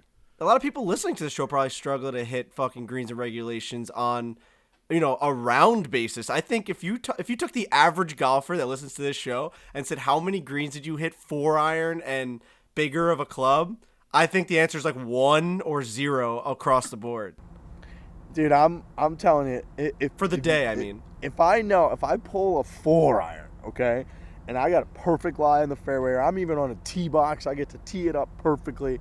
If I pull a 4-iron, I know in my brain there is no chance this thing ends up on the green. None. In fact, I'm looking at like, all right, I'm doing like decade golf times 30 of like where up in that vicinity of this golf course can I strike this fucking tiny little knife in my hands, shout out Frankie, and get it on land somewhere near that little putting surface where I could have a chance at a par and maybe a bogey. That is best case scenario. And let's say I strike it good and I feel good about it. That thing's coming in hot. Like I don't get air. My irons don't get up that high, at least not right now. Like when I hit a good one, when I catch a 4-iron or I catch a 5-iron, I feel good about it. That thing's screaming. It's on a roller coaster, screaming towards the green. Just fucking So coming like in hot. it's just hard to get air under those, at least for a guy like me.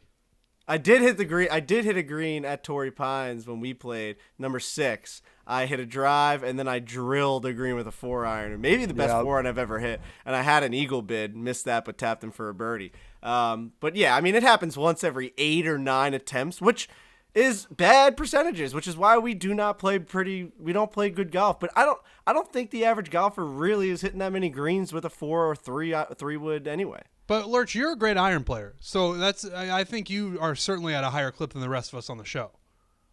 Yeah, but maybe not. T, I actually wasn't saying that in like a negative light by any means. I actually think you hit a pretty good like little cut 3-wood.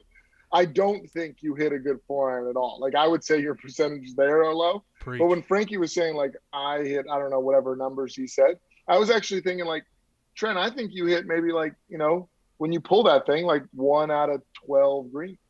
Which club are you talking? 3-wood. Man, I'm rarely in a position because you hit where that thing from like 190. Chance. I'm rarely in a position where I'm hitting a 3-wood that is going to land on the green. And we're talking greens and regulations, so you think like how often I wasn't thinking that. I was thinking more just like greens, like because T might have. At some point he's going to get on the green, yeah, for sure. Right, but if he pulls 3-wood, I'm saying like when that's the club of choice for him, no matter where he is, like what are the chances he gets it on the green when he pulls it? I was thinking like 1 out of 12, 1 out of 13. Again, that puppy is screaming like the irons too. We're all getting there. We're all getting better. We're all just trying, We can't start putting our stats up against these fucking guys or else it's just going to be a bloodbath. I mean, I'm going through the USGA's website and just the numbers that they, like, all these stroke gains and the amount of putts that they hit, like, in a tournament. And, like, I mean, Rory had a horrible day today, which, I mean, Lurch thought he putted lights out for some reason, but he had 32 putts today. I would take 32 putts in a fucking heartbeat. You idiot. Oh, yeah. You kidding me? Yeah, 32 putts? To sub 36. That's pretty good. That's actually really good. For them, it's terrible, but that's also because they chip it so close and they hit irons like pretty damn close. So for them, like that anything over like 30, I feel like they're rattled about. But for a normal player to have like Lurch said, for most people, if you're less than 36, you're like, all right, boys, good day out there. Really good day. What would you guys say your average putts per round is? The stats clearly for them are quite different. I don't know. My putts per round I think would be a little lower, but I think putting's the best part of my game. So it's similar to like Lurch with the irons, where it's like you're gonna hit greens more. I'm looking right now like the PGA Tour average in terms of green and regulation percentage from 200 plus yards. There's only 20 guys on the PGA Tour that average over 50%.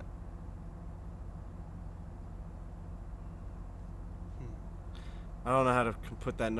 I don't know how to put that number into anything that I can understand. Wait, what was it again? There's only 20 guys on the entire PGA Tour who, from 200 yards and farther, average over 50% greens and regulation hit. Wow. So we're in good company. Yeah. That means It's that hard- we're it's close just to hard. zero. That just goes to my point. I know I came off a little like assholey with the way I asked you if you've ever played with this, but it's like true. It's like, I mean, we're 1 or 2 around if we're lucky. The number is very minute. It's a ridiculously small percentage of numbers of us hitting greens in regulation with 3 woods and 4 irons. Right. No, and I'm not saying that's wrong. I'm saying like 1 out of 10, 1 out of 15 in that range is about accurate. They're Which is saying what? Which is like 3%, 2%. I mean, 10% on the high end. oh, I think that's insane. I'm there's no way I'm at a 10% clip, man. No way. I don't think we're much worse than 15 to 1. What's your answer on how many putts you average? I probably average 39 to 40 putts around. That's so bad. It's crazy. I mean, I'm just telling you. What's the tour average of putts per round? Didn't we look this up the other day? What was it? Or maybe we Tour did. average putts per round. It is. Maybe like 27 or something. I'm seeing a lot of 27s. Well, that looks like the leader. Oh yeah. Putts per round. She's average 28.94. Holy Wow. That is fucking elite. That is fucking elite. I gotta be over 40. Have to be. 41, Yeah. I'm gonna say, because maybe some rounds I'm 35. I'm putting lights out, and then other rounds I'm 48. Like, I gotta be right there in that 41 range. Have to be. I'm gonna start keeping track of that shit. Yeah, it is fun to keep track of. Like, we really should. That idea, we came up for Trent, but we should all just do it and keep all of our hardcore stats. It'd be very funny. My guess would be I'd be low 30s. I just miss a lot of greens, but I'd chip it decently close and make a decent amount of putts, so I would guess low 30s. The way, gentlemen, that you use the internet has changed dramatically, as you know. And what we know is that we're illiterate when it comes to protecting ourselves. In fact, we're probably the most vulnerable people on the internet to cybersecurity and theft and all the bad things that people that are really good at the internet and computers can do to you in the history of the world. I would say we're 100% vulnerable. I You hate guys agree even with putting that out there because there's so much truth to it. There's just a lot of truth behind what you're saying right now. Yeah. Between your photos, finances, devices, connections, your world is more online than ever. You may have security systems in place for real life, but what about your online life? Aura, A-U-R-A, can sound the alarm if your digital presence is at risk. Aura provides digital security protection to help keep your online finances, personal info, and tech safe from online threats. It's all-in-one protection from identity theft, financial fraud, malware, scam sites, and so much more. With Aura, you'll get alerted to fraud and threats fast, like if your online accounts or passwords were linked online, or if someone tries to open a bank account in your name, you're going to get alerted. Aura is easy to set up. All plans come with a $1 million in identity theft insurance to help recover your stolen funds and experience US-based customer support that has got your back. Aura is a new type of security service, protects all your online information. For a limited time, Aura is offering our listeners up to 40% off plans when you visit aura.com/foreplay. Go to aura.com/foreplay to get complete protection and savings of up to 40%. That is aura.com/foreplay. That's just smart. You should just go on and protect yourself. It's all in one. It's very simple. You'd be crazy not to do that. You get 40% off, so go to aura.com/foreplay. Matt Wolff. So Matt Wolff opened up big time this week. That dude's awesome. He's extremely young as well, but he opened up a lot. I'm sure everybody's seen it. Went pretty viral about about mental health. I loved that he came in and said, I think after maybe Friday's round, he said, to be honest with you, I just expected to finish dead last this week and had like no expectations.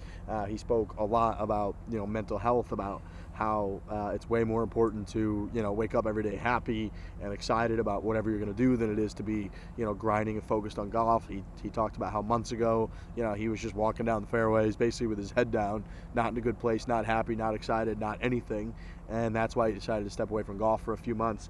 Something anybody can relate to, no matter if you're a successful golfer, you made a good amount of money and you're kind of a celebrity, or whether you're just an average person. Like anybody and everybody can suffer from mental health, from trying to find happiness as we all know. Like I said, it's extremely relatable. Everybody goes through phases or significantly worse than just phases. So I thought him being open and honest about that was maybe as endearing and likable of a thing in interviews as I've seen in a long time.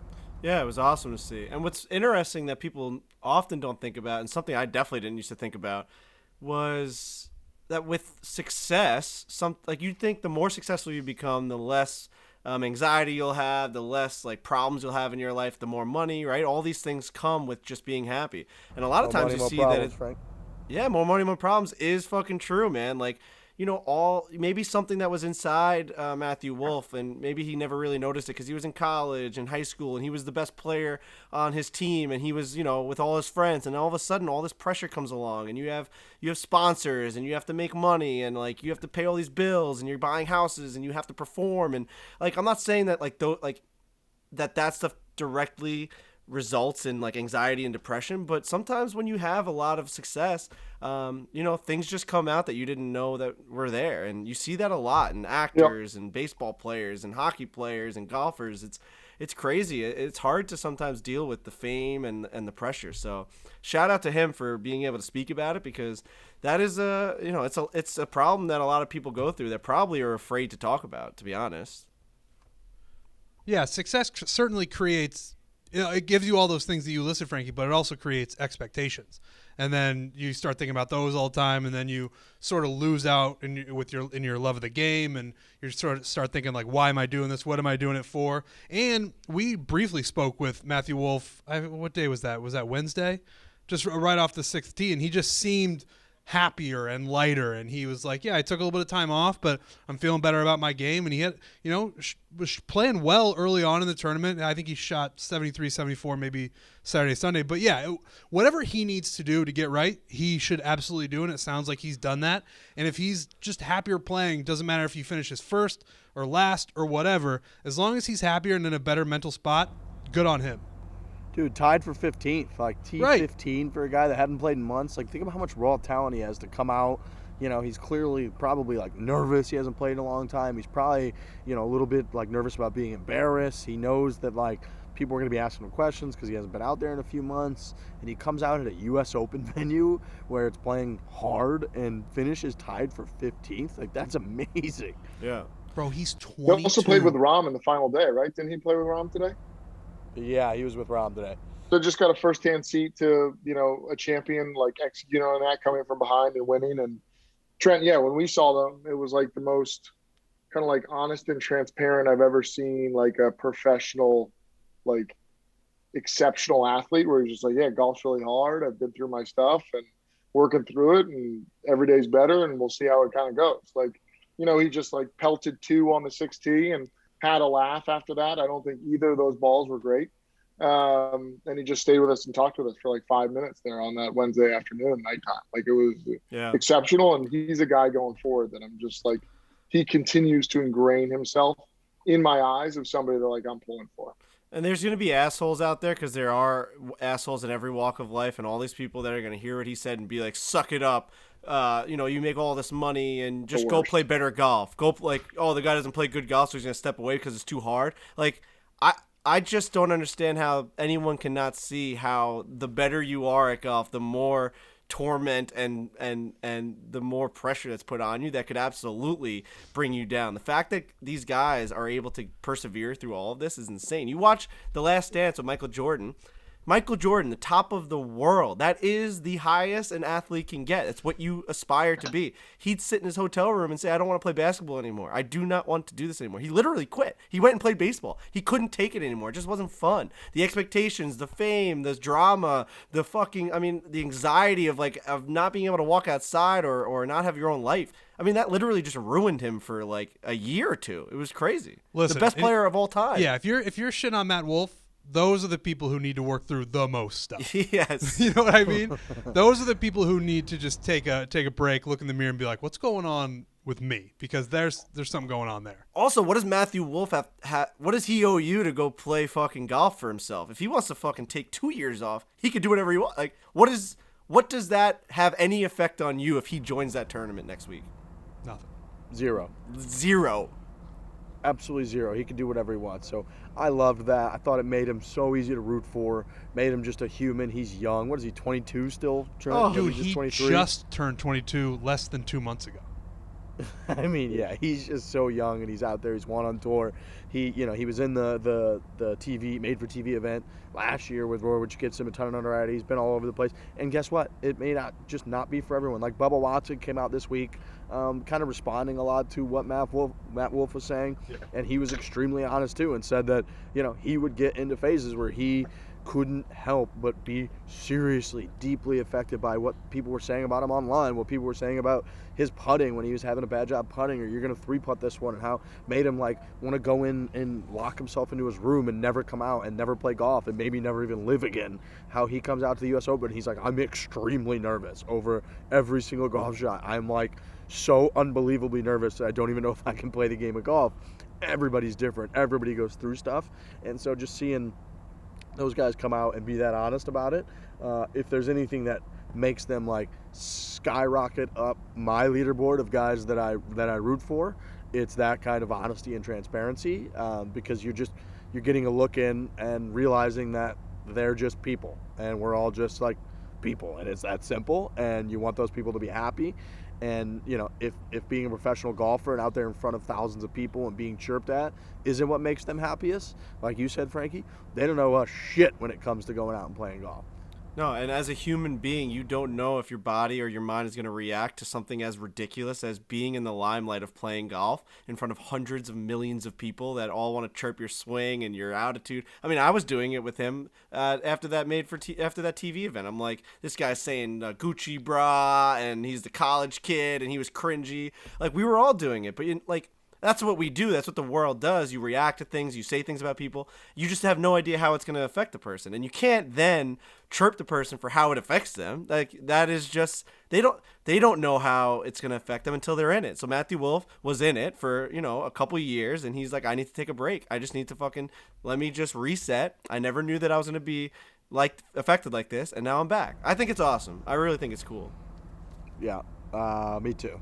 Bryson DeChambeau. Bryson kind of collapsed as well. He had it going. He almost had the ace on the 8th hole, which that was sort of a moment where it felt like, okay, this is going to be Bryson's day. We had Brooks Koepka went back-to-back and won U.S. Opens. Now we're going to have Bryson go back-to-back and win U.S. Opens as well. That just kind of all makes sense. That's what the storyline's going to be.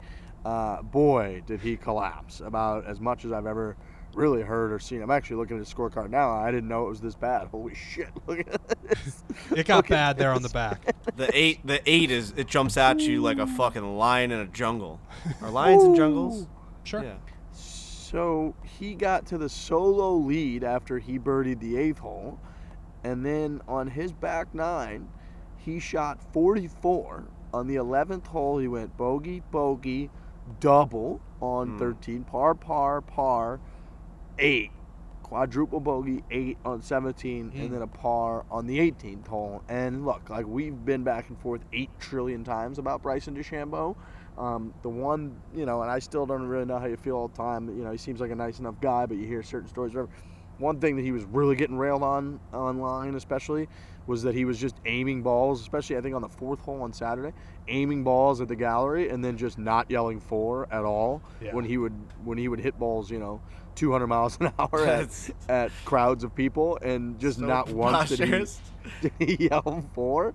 So he was getting a lot of bad PR for that on Twitter, which is not. I mean, you just can't send 200-yard bullets at crowds of human beings and not give them a heads up for it. I don't think. Especially if you're trying to aim at them. Yeah, he just becomes on the 4th a weapon. hole, decade golf. On the 4th hole, he was literally aiming right of the bunkers. So he took the cliffs out of play, and it's all matted down from the galleries. He was just hitting it over there on purpose, picking up his tee real quick and not yelling "for." And then they would pan to the ball just flying into the crowd. It was great. Dude, the commentators, they kept saying, oh, this is part of Bryson's strategy, where he doesn't necessarily care where this drive ends up. If it's in the fairway, great. If it's not, he can gouge and do whatever. But they never brought up the fact that every time they would cut the cameras, people be running for the hills because he doesn't yell "for" or anything. People are just standing there enjoying the nice day in San Diego. Hit the deck! Yeah. they all go down. Really, for a guy, this guy, clearly we talk about how he has no self-awareness. you got to just do that. You got to just yell Fore, even if it's part of your strategy. I don't care. Yeah, or like communicate like, hey, when I'm on the tee, like to, you know, the staff around, be like, actually, I take it up the right-hand side because the rough's knocked down or whatever. Like, you got to give a heads up. Hitting a bomb up the right-hand side or wherever, and then just picking up your tee if someone could potentially see their or breathe their last breath because you're hitting a bomb is not where we need to take golf. Like, that's not a storyline that we're looking to chase. But yeah, he kept getting flack because he kept doing it, which is just outrageous. Imagine that happened in any other sport, like in baseball. If a guy's like, yeah, in between innings, I just rocket a baseball over the third baseman's head into the crowd, and then I just run into the dugout. Like, that's just something and I do. don't say anything. I don't say heads up. I don't point to the people beforehand. Right. I don't say like you just send it into the crowd on purpose. Yeah, because that's like your pregame strategy or something. Like, that's just something Right. I do. You know, the guy throws a first pitch fastball, so you're like, I'm going to yank this over the third base dugout at the fans just to get in the guy's head to show like, hey, I can put some real power behind this ball and just walk away. But that's like your premeditated stance on it, because that's the scary part about Bryson is it was premeditated. Like, no, that's his path. Yep. And hit that or miss that by 5-10 yards. Like, no, that like you're in the fairway. Like, those fans are technically in Bryson's fairway, and he doesn't say a word about it. It's almost arrestable. The best part is that he aims for the padded down stampeded section, which you're literally saying people. Where he's saying if I don't hit it where the people are, I mishit my shot. Right. Or where the people have been. Like, I'm looking for I'm tracking people. And then doesn't say a word about it. No way you can see a ball off the tee. I mean, like, he's looking injured. Right. Yeah, so he was not getting a lot of love for that move. And in the opposite vein, like Louis Oosthuizen, I was sitting right next to him on the 14th tee, and he hit one like a little right into the gallery, and he screamed for to the point where his voice cracked, like mine has many times on camera. Like, the second he realized it was going to go to people, he was like, Fore!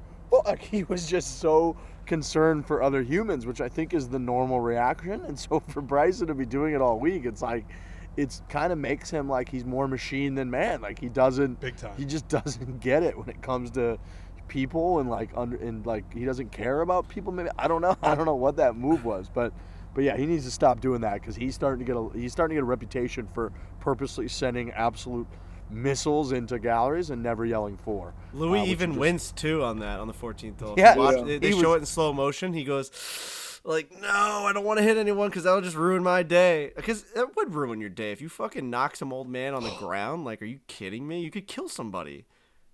You'd hope it would ruin your day.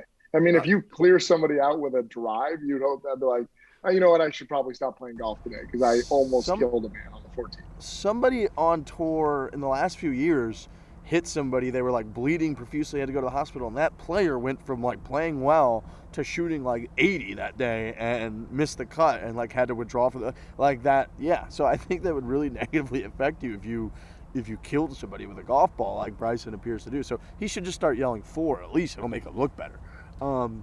Mackenzie Hughes, all-time bad break. Ball stays in a fucking tree. And a tree. Didn't even stay in the tree. Bounced off the concrete. Went through a tree. Bounced off the concrete. Went back into the tree and nestled up on a fucking branch. And I don't even think that's a typical California tree that, like the stuff in San Francisco, that's just nets, right? Those are just netty trees. This was... Yeah, those cypress trees, those huge cypress trees. This was your run-of-the-mill tree next to a sidewalk. You could find this in Eisenhower Park. And it just sat on a fucking branch.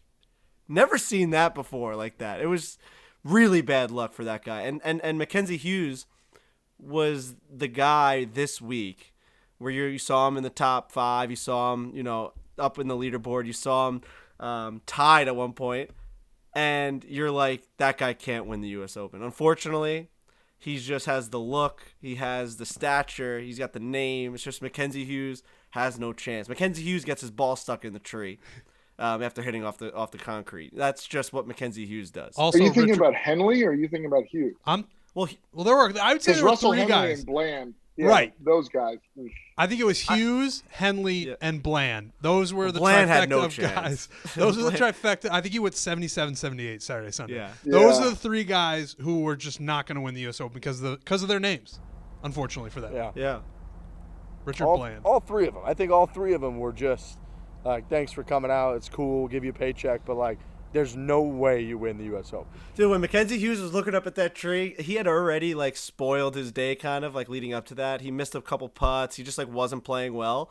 And you could tell the pressure was probably getting to him. He was hitting really bad putts leading up to that. And he just looked up at the tree, and I saw him just, like, let out, like, a, woof. Like, this is fucking tough, man. Like, Yeah. And then, like, the marshals trying to explain to him, like, all right, like, this is, like, where it would have dropped. They had to look at a TV camera just to identify that was his ball. He's like, yep, that's it. Like, this is just, get me off this golf course now because I just need to go home. Like, my ball is in a tree.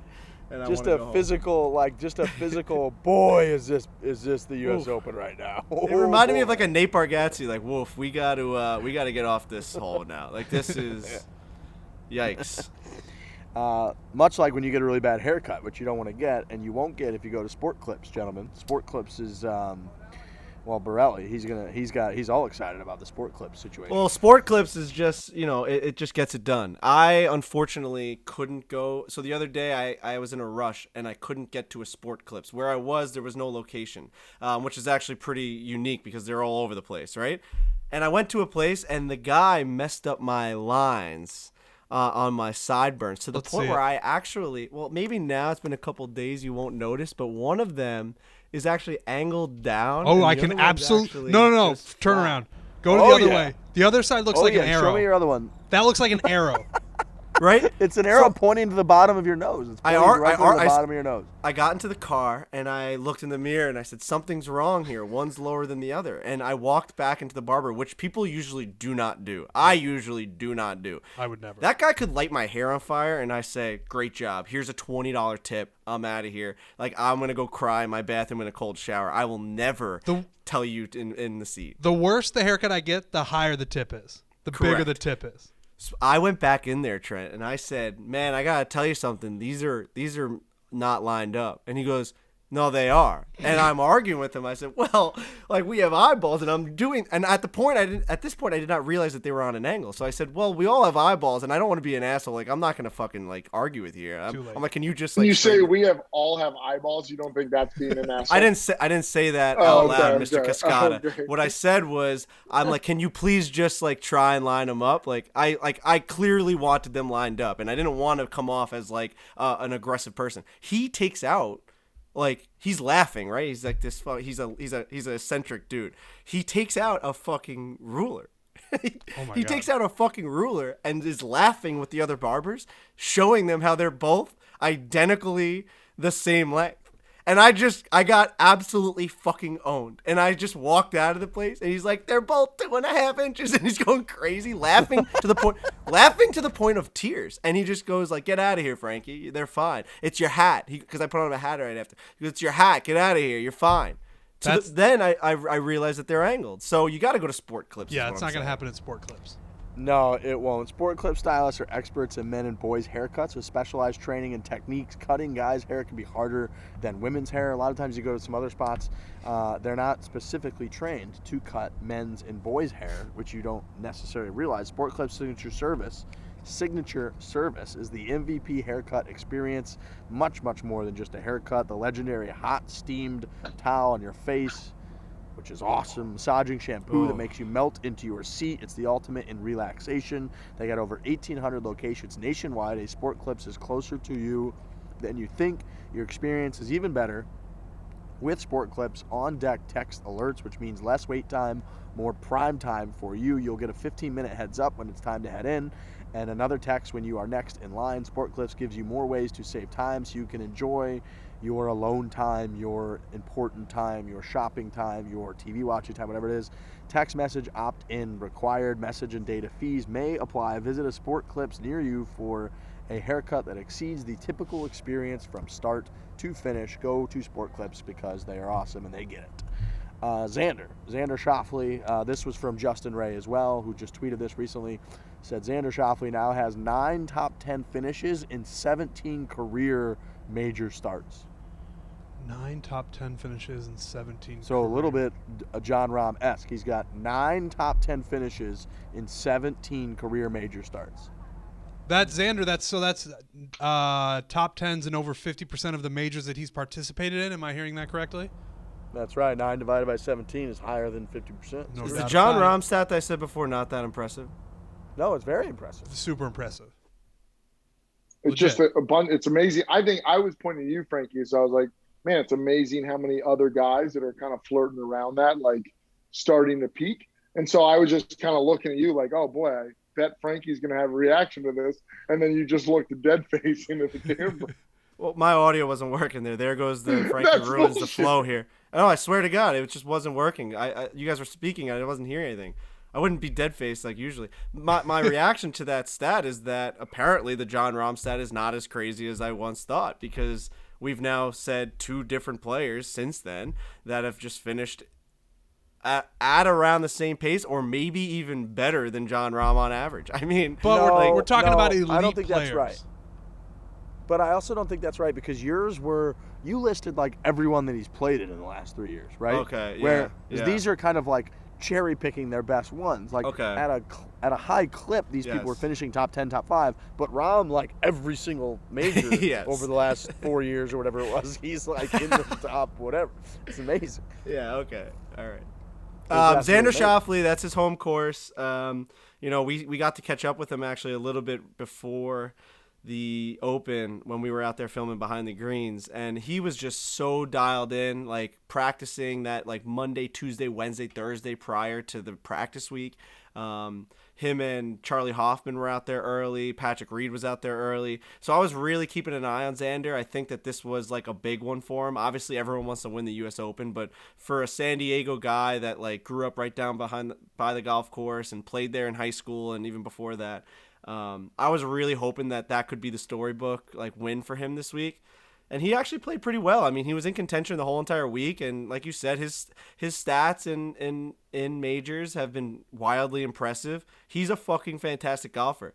It was pretty cool to see the way he prepped like so early before a U.S. Open. I'm sure this is what guys do at like their home courses. Like he just basically throws like a billion balls down on a putting green and is just there all day. So like has like tripods and cameras set up with his coach, and like even Hoffman was like in the mix. I guess they maybe share the same putting coach, or I guess when you're both like there, you guys just kind of share the guys kind of share data and tips and stuff. But like Xander would like putt for like 2 hours, and then they'd go and grab lunch, and they'd look over data on their iPad, and they'd literally like go through their stroke and their follow through, kind of like what we did at the Kingdom. And then they'd go back onto the green and they'd putt for another hour or two, and then they'd go in some shade, and they'd all hold on to the iPads. And at one point, like Xander was writing down, he actually drew lines, and it was like he was making boxes for Super Bowl like bets or something, and he would write like +1.8, +1.9, like all the speeds of all of his putts and like how they broke on just a practice putting green. And it just really opened my eyes to just how much of a grind it is. And when I watched him during the tournament, I was like, man, is he like bringing stuff that he worked on last Tuesday right now on this putt? It's just amazing to think like all that work goes into this like 5-foot straightaway putt to like save par on Sunday at the US Open. It's pretty cool to see guys like put that much work in and actually pay off because he played well. Well, it absolutely is, and it's such a stark difference to how anyone else outside of a professional golfer or someone that's elite competitive golfer approaches a round of golf. Like, think about how little preparation goes into not only just a round of golf that we play, but like even a putt. Like, you kind of walk up to it and just give it like, maybe you get a little bit lower, like you get down, like you kind of go like this a little bit, like look, and you're like, yeah, I think it moves a little left, boys. And then you just putt it. And if it moves left, great. If it doesn't, like, you don't even remember it. And yet they're out here, doing all of that prep work, like you said, Frankie, for the odd chance that they might have that putt on Sunday, to stay within 2 of the lead and give yourself a chance. So there's so much that goes into it. And like when people talk about this player works this hard, you wouldn't believe, nobody talks enough about how hard that guy works. Like, I think there is a little bit of a benefit to working that hard, especially in a game where like we're looking at someone like Xander. I mean, Xander finished 1 under for the tournament. He finished 5 shots back. 5 shots over 4 rounds of golf out there feels like nothing. Like, he was just right there. So that marginal difference is got to be gained and got to be earned somewhere. And if you can pick up a marginal difference in like that preparation and how much hard work that you do, even if it's like a quarter of a shot around, like, that's a stroke, and that's the difference between first and second, or seventh and eighth, which adds up to a lot of money. So yeah, it's crazy how much goes into it. And I think people would be stunned because we see it during the practice rounds, like when they throw it out and they hit a million different shots. We're like, what the fuck are they doing? Yeah, and shout out to the coaches, like the John Tilleries of the world. This guy was out there just as long as fucking Xander. I mean, does John Tillery ever have a second off? You got to think that they're consistently practicing golf, and he's got to be out there on putting greens, in driving ranges, everywhere. Everywhere you looked with Xander, his guy was there right next to him with an iPad and stats. Well, and then we were talking earlier in the week about watching guys grinding on the range. And that, so for example, remember we watched Henrik Stenson? He was out there for hours. We watched him out there just hitting balls. Went 76, just out of the tournament, gone. And people like, but someone might look at that the way he played, who didn't see him on the range, just being like, oh, he just didn't have it, or he wasn't working at it as much, whatever bullshit they come up with. But we saw it. We saw him on the range working on his game for hours. We would leave the range, go eat lunch, come back. He'd still be there. We'd go to the podcast. We'd come back. He'd still be out there. And he went 76 and was never even a factor. So it's really interesting. You're right, Frankie, that those things that he's working on, I'm sure he's putting them into the tournament that he's playing. But, like, it can also go the other way where it just doesn't work and you're gone for the weekend. Charlie Hoffman, also a local guy, was there at the same time as Xander, and I think he finished like plus 10 for the tournament, plus 11. I think he shot like a 76, 77 on Sunday. What he was doing out there on the driving range, this is like the Wednesday or no, I guess it was like the Friday before the practice rounds. So no one was on the driving range. They didn't have any stanchions up, so it was just an empty driving range like you would find at like a country club or something. And Charlie Hoffman actually had these little cones, like almost like soccer cones, and a million different colors. And he went out on a diagonal from where he was going to be hitting, and every, 5 yards, he dropped a cone with a different color. And he went all the way out to like 150 yards. He had so many cones, it would blow your mind. And then he jogged back, and he worked on hitting just different distances. It was fucking phenomenal. Like the amount of effort that was put into that prep just to put the cones out was crazy. It was exhausting to set up the fucking drill. And that guy just like plus 10 doesn't even come close. It's such a fucking hard game, man. Like, that's, when we're following Kiz and like at a lot of majors now, or especially like a U.S. Open, Kiz is like on the cut line all the time, it feels like. He's just that guy. Like, a couple strokes here or there, he's either a cut guy or he's not at a U.S. Open. And he said it himself on our show famously like 2 years ago, where he's like, yeah, U.S. Open, I got no shot. And so, like, when he's out there and you see him all week, like we said, he's doing the same shit. He's getting up with his physio. He's coming in 2 hours early. He's grinding on the range. He's putting balls out. He's practicing. He flies his team out here. He's got to pay JT a percentage. He pays Dewey. He's got to get a house. He's got to get flights. He's got to do all this shit. Brings a chef in, all this stuff to play in this tournament. And then it comes down Friday, and he's got, like, on the whole back nine, he's got like these 4, 5, 6 foot putts left and right to stay inside the cut line, and I like can't breathe watching it because I'm like, dude, if he misses, he makes $0, and this was all for nothing. Like, all of this, you could have just stayed home, dude. You could have just chilled with your kids, and like all of these people, JT could have been on his boat, like hanging out and fucking wake surfing or whatever the hell they're doing. And instead, everybody's out here so that this one guy can make a couple 4-foot putts and try to get into the weekend and like maybe move up the leaderboard and make people some money. Like, and that's just one guy. Kiz is just one out of 156 guys in the field. So the whole operation, the whole like preparation level that it takes to go into these tournaments, and then to actually be the guy, Jon Rahm, that fucking wins it, right? Like, everyone's really talented. Everybody's so good at golf. Everyone's doing all this prep. And then, John, like, you're actually the person that just defeated all of those other human beings. Like, that's amazing. Right. Think about his prep. He had COVID. He couldn't be with his baby, like, as his parents met his newborn, and then has to come right out of that into the U.S. Open. I mean, like that just throws everything we're just saying out the window. This guy basically just showed up and won the thing. It does sound stupid, but the closer you get to it, and we've gotten very close to it, just having credentials and getting close to a guy like his, it is crazy that someone ends up winning this thing. It's the fact that like there's a guy who plays better than all of these guys who are incredibly good, and they end up winning it. I guess, does it just come down to talent? Like, all these guys work super hard. That's kind of what we're saying here. Does it just come down to you're born with a little bit more of something and you end up winning the U.S. Open? I think I think it comes down to just confidence over the ball. Like, it's just like a blind confidence over the ball. Maybe I'm wrong on that, but like, we see Wolff. Wolff is like, golf's too hard. I don't know what the hell I'm doing out here. Guy was in contention going into Sunday to win this thing. We see Stenson. The guy is grinding down the range, trying to find something. 76, smell you later. We see Bryson. He's out on the range after his rounds, hitting, has a dream that he thinks he should hit it this way, in contention. It's just like, I think it really comes down to all these guys are crazy talented, and then there's blind confidence. Because, and then it's, I guess even past that, it's just a coin flip. Like a little breeze here or there. Yeah. Bryson's goes in for a hole in one. Like, I mean, these guys win by one stroke after 4 days. It is a tie. That is fundamentally a tie.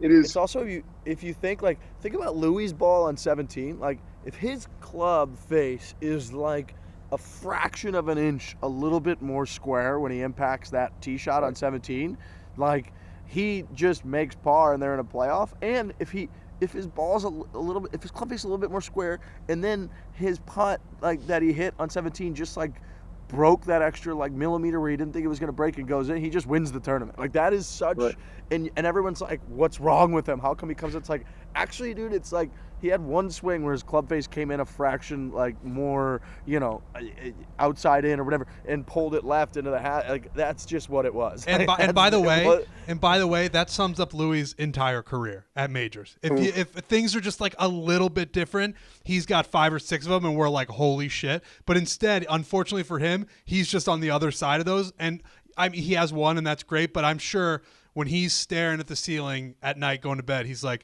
I should have 4 or 5 of these. At least. And let's stress the word little there. Like, a little something happens. Like, little is really the difference between Xander and Rahm this week. That's like 5 strokes. A little something happened along the way for Rahm to beat Xander by 5 strokes. Something like so otherworldly small happened throughout 4 days of golf for Louis Oosthuizen to not win that golf tournament. So it really does have to like sink in really deep and just torment you, especially when it happens time and time again. 6 times. That's just fucked up, man. That's really just fucked up. And I agree with you, Lurch. I think at some point off the races, just out of the gates, it has to be confidence. That's how you get the leaders in the pack compared to the guys who missed the cut. Some guys just don't have it that week. Other guys are feeling really good over the ball. But once you get to Saturday, I do think like a lot of that confidence probably carries over in doubles for these guys. Like, all right, I have it this week. I made the cut. It's moving day. Let's make some moves. It all comes down to like a coin flip, bounce here or there. Like, if some of these guys' putts just stay up a little bit and they don't just curl down and miss on the low side. Like, that's the difference between a par and a bogey. That's the difference between all that momentum going to the next hole. It really is a crazy trickle down effect on the golf course. And we're using like the when word. You think about, sorry. Well, I was gonna say we're using the word confidence, but it's actually bordering on delusion when you're playing a sport like that. And I think somebody 100%. Said that recently on the show where it's like confidence is one thing, and you can be confident. Everybody can be confident, but to really be confident in the way that you need to be to win at this level, it borders on delusion and probably sometimes swerves into delusion because it is that type of confidence that you need. Totally. It's like, it's crazy when you think about like the little differences. Like when you think about Rahm's putts, 17 and 18, he's playing both of those a couple like feet outside the hole, it seems. When a putt is breaking that much, what are you putting, like an extra half inch of pace on it to find that line? Like, what is the number of just like how much oomph he's getting on it to keep that line? Like, everything's just ridiculous. I mean, it's a damn well a tie, if you ask me. Yeah, and like the odds are dramatically in the favor of Rahm missing not one but both of those putts. And instead they just both go in and Louis loses and everyone's like, what's wrong with Louis? It's like, well, I mean, what are we talking about here? Over the course of 4 days, 72 holes of golf. Like, They're out there for 20 hours, maybe 20 plus hours playing like tournament golf inside the ropes. And it's like you said, Lurch, like maybe 2 total half inches of pace difference. And Rahm's like goes over the top lip or just dives underneath. And everyone's like, yeah, Louis was steady, man. This was his week. And that's just a totally different storyline. Yeah, and, Right. and sometimes things can just happen that are out of their control. You get plugged in a bunker. Whatever. Like you were supposed to keep the pin in, and you didn't keep the pin in, and the putt with the pin in would have drained, and you just had a discussion 10 seconds before where your caddy said, let's take it out. But that is the difference between you winning and losing. If you really boil it down, I don't know how all golfers don't just go mad. No. They kind they of do. do, Which- I think. yeah, I To think some they do to degree, a certain you point. Which all this makes it even more impressive that you see the same names atop leaderboards week after week know. after week. That's where it gets crazy. They're fucked up. Right. Well, yeah. They are. Something in your head has to be just off. Like be it'd able make to do more that. it'd make more sense to us, to my stupid brain, if there was never the same top 5 guys on a leaderboard from week to week. Like that would make more sense than seeing the same guys over and over and over again. That's how good they are. Professional athletes just have a different brain, man. They just they're able to just access things that we can't even comprehend. That's why to us it's preposterous that they're able to do what they do. Really quick, I got a lot of tweets about this, but I mentioned the plugged bunkers. And we saw a lot of them today. We saw like a lot of the balls like ending, like Rahm's ended up like on that bad Rory's, lie on 18. yeah. Rory's was in a bad spot, should have came down. And one of the highlights of Behind the Greens that's on YouTube was the fact that because they are a public golf course, and I'm sure a lot of golf courses do this, maybe all of them do. I never knew that this was a process, but a lot of amateur golfers will walk up the faces of bunkers. I was one of those people, like for sure would just run out of bunkers. There's probably video of me on Foreplay YouTube of doing it. But what I didn't realize was like, there's 100% is. I mean, I think we did a video of us like getting stuck in one and getting pulled out, right? In like Vegas. We were all over the fucking. Oh yeah. Right. And what you don't realize is that when that happens at a golf course, like it's 90,000 players from January to July, which was like a preposterous number of players. When that happens all day, every day, the tops of these bunkers and the faces just have no integrity. They have no strength. So a ball hits them and they're just fluffernutter, peanut butter and fluff. That used to be my go-to, elementary school sandwich. I fucking love fluffernutter. That marshmallow fluff stuff? Yeah, really fucking good. Yeah. So they actually go through with a compactor and they really try and firm that up. Now, did they not do a good enough job? Because it was funny to see on the first day, these balls were hitting the tops of the bunkers and rolling right back down in the middle. It was I was getting tweets like crazy. Like, dude, these bunkers are compacted as shit. Like the guy Juan and Julio that fucking did it in the video are legends. Like the people are going crazy. And then on Sunday, these things are flying in like fried eggs. I never seen so many plugged fucking balls in bunkers in my life. So you wonder if it's the wear and tear. Because you got a guy like Patrick Cantlay on Thursday, walked right up the face of a bunker after he hit one. We put it out on Foreplay Twitter. It was preposterous. It was like the most amateur exiting of a bunker I've ever seen. So it just opens your eyes a little bit, stuff like that from behind the greens. And stuff like that has an impact on the game. And that's the only reason I bring that up. Like it has an impact on Rory McIlroy. If that's more compact and strong, it comes down. If maybe Rahm has a better shot. I mean, it didn't come back to fuck him, but... No, that could easily be the pretty difference in some interesting. guys' rounds. No doubt. Yeah. No It's doubt. almost Goes like on we to should maintenance. interview one of those guys. I mean, because I'd be interested in, like, do they think that comes down to them not being able to give it, like, course maintenance as much over those Thursday, Friday, Saturday, Sunday? You know what I Right. mean? Could they not wet it enough? Like, or is it because of wear and tear, or is it just a bunch of hot days, so it dried up the sand? Like, I would love to know, because I was actually watching that too, Frankie. Like, the first couple of days, perfect roll down in the middle, and then on Sunday, it was a mess. It was like it couldn't roll. It was like dropping a freaking like a pinball into just marshmallow. They just sat. Whatever that is. I don't know. I was trying to think of just something hard that just fucking falls into nothingness. Go check out Behind the Greens if people haven't, because it was really good. Great work by you and Bug, obviously. Really Brendan good work by you murdered guys. that. Murdered it. Really, really good work. Especially the paragliding stuff was So good. some of the sickest stuff I've ever seen. Trent, I told you that you're gonna love that character that took me up in the sky. Oh, he was awesome. Have you ever in your life seen a guy more Californian than that dude? No, he embodied the state. When people say, "Oh, this is what California people are like," and they have like a caricature in their head about some lazy surfer bro or whatever, that's what that guy is. He was quite the character. Exactly how a you Renaissance described. man. It's unbelievable. Oh man, Fantastic. All right, boys, I gotta get going. It's been a long week, obviously, but it was an awesome week. So big shout out to the USGA, to Jon Rahm, to a lot of different people, to the staff here at Torrey Pines. But it was a phenomenal championship. Leaderboard was off the charts. Today was as excited as I've been watching and trying to follow everything going back and forth. So we'll be back, on Thursday. Anybody got anything else? Oh, hit it hard. I don't think so. Well, what do you got, Frankie? I know Ray's got to go, but I almost died the other day to the point where it's changed my life.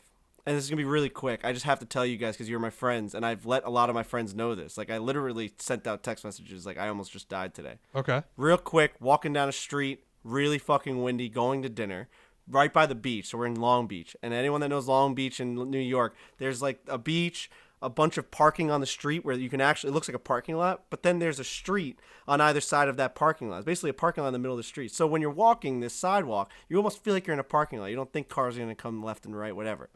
I'm walking down the street, and this is a little bit embarrassing, but I had a little cream I was putting on my face because I was getting a little bit of a dry face, so I had it in my pocket. And I'm a little, whatever. I feel self-conscious about this, so I'm trying to put a little cream on my face behind the crew that I'm walking behind to dinner. Okay. So I'm fiddling around with this cream bottle, and the cap falls off and rolls into the street, and it's fucking windy out, man. Crazy windy. So this thing just starts going like a movie scene. Like just down the street. And I go, look at this fucking thing. And like I'm laughing and I run in the street to go get it. And all of a sudden I take 3 or 4 steps and I'm jogging. Someone in my group screams, "Frank!" And I stop. And all of a sudden a car going like 80 miles an hour just goes, boom, right by my face. And I literally looked back at the crew and I said, I didn't speak for 25 minutes. I look back, I'm like, what the fuck did I just do? I ran in the middle of the street. An active street of a car going as fast as it could possibly go down a side street. And it was windy. I didn't hear it coming. I'm telling you, my foot was under the car. That's how close it was. You're like a small child going after a ball. It was crazy, dude. Like over a cap, I couldn't believe it. I probably didn't have to say this on the podcast, but I've been shook about it. Like, legitimately shook to the point where I feel like I've gotten a second chance at life. That's how close I came to getting hit by this car. That's how close I came. Yeah, Glad you're okay. You wonder, like, why did you? I wonder what led to you actually going in there for the cat. Who cares about the cat? Like, why would you jump into the middle of the road? I didn't think of I was so fixated on how far that thing was going that I was like, I said to someone, I'm like, look at this fucking thing rolling. You know what I mean? I was just like, yeah. I was like, look at this thing. And I just jogged to go get it. And a lot of things happened for the person who screamed. It was like one of our friends looked back because one of my other friends was locking the keys to a car. So if that person wasn't doing that, the other person wouldn't have looked back and saw the car coming. Dude, I would have been dead. Fuck, man. Over that person a cream. saved your life, like, clearly. Yes. Over a cream cap. Has it made you like reprioritize anything, or like, dude, wouldn't it be fun? It would be funny if you just didn't care about the Islanders anymore. Imagine I could just chip now. If you could, yeah. It's like I'm just a sick fucking golfer now. I haven't golfed since. Maybe you are. We got to the restaurant right after, and I actually went to the bathroom and I was nauseous. I almost puked. Yeah. Because I know personally I was about to take another step. Like, I know that if someone didn't scream, I would have just kept jogging after this fucking cream cap. Fuck. I know I would have. I don't like that story for a couple of reasons, but the main one is that just how close it can be all the time. Trent, it ruined my night. Like, I was really shook. Like, when we're talking about the golf where it's like, oh, the wind blows a little bit this way and that's why that guy loses the tournament, that's just as applicable in real life in terms of being alive or dead. They probably would have put me on we had a discussion if they would have put me on the screen that night for the game. For sure, dude. Maybe it would have been Boy, worth did it. this take just such a different turn I than know. talking about the U.S. Open and Rahm and how awesome that was. Sorry I didn't die, Lurch. What? I'm just kidding. You create more hate between us than I feel towards you. I was gonna say your I actually near-death don't hate you, which is experience. funny. It didn't change a ton, at least between you and Lurch. Like it's not like No. you guys are now buddy. The first thing I said, I think I said, like, I'm glad you're okay. And then you close, like, after Riggs tries to bring it back to normal, you give a close of back to negative of, sorry I didn't die, Lurch. It's like, I'm just like. Listen, I'm back in the swing of things here, people. You know? I will say one time in New York City, a car cut me off, ran over my toes, and I punched the car in the side of the car. Did you break your toes? I mean, No, it's just like I was walking across the crosswalk. I wasn't even jaywalking at this time. It just like came and did a sharp left, and I had the right of way as a pedestrian. And it was just like one of those long days of work, and I was just like agitated already. And I just punched the side of the car as hard as I could. It slammed to the brakes. I stood in the middle of the street, and I was just staring at the car. I was like, if he gets out of here, or she, you gotta like, go. we just have a fight. We just have a fight on our hands. Like, You're not that unless guy, four pal. people- You said Right. Yeah. You're not that guy, okay? Right. That guy's a psychopath in that video, but I fucking love, dude. He's got his shark eyebrows, eyes. Really good. bro. He's got shark eyes. You're not that guy, pal. Okay. Oh, and you Really are. good. That's right.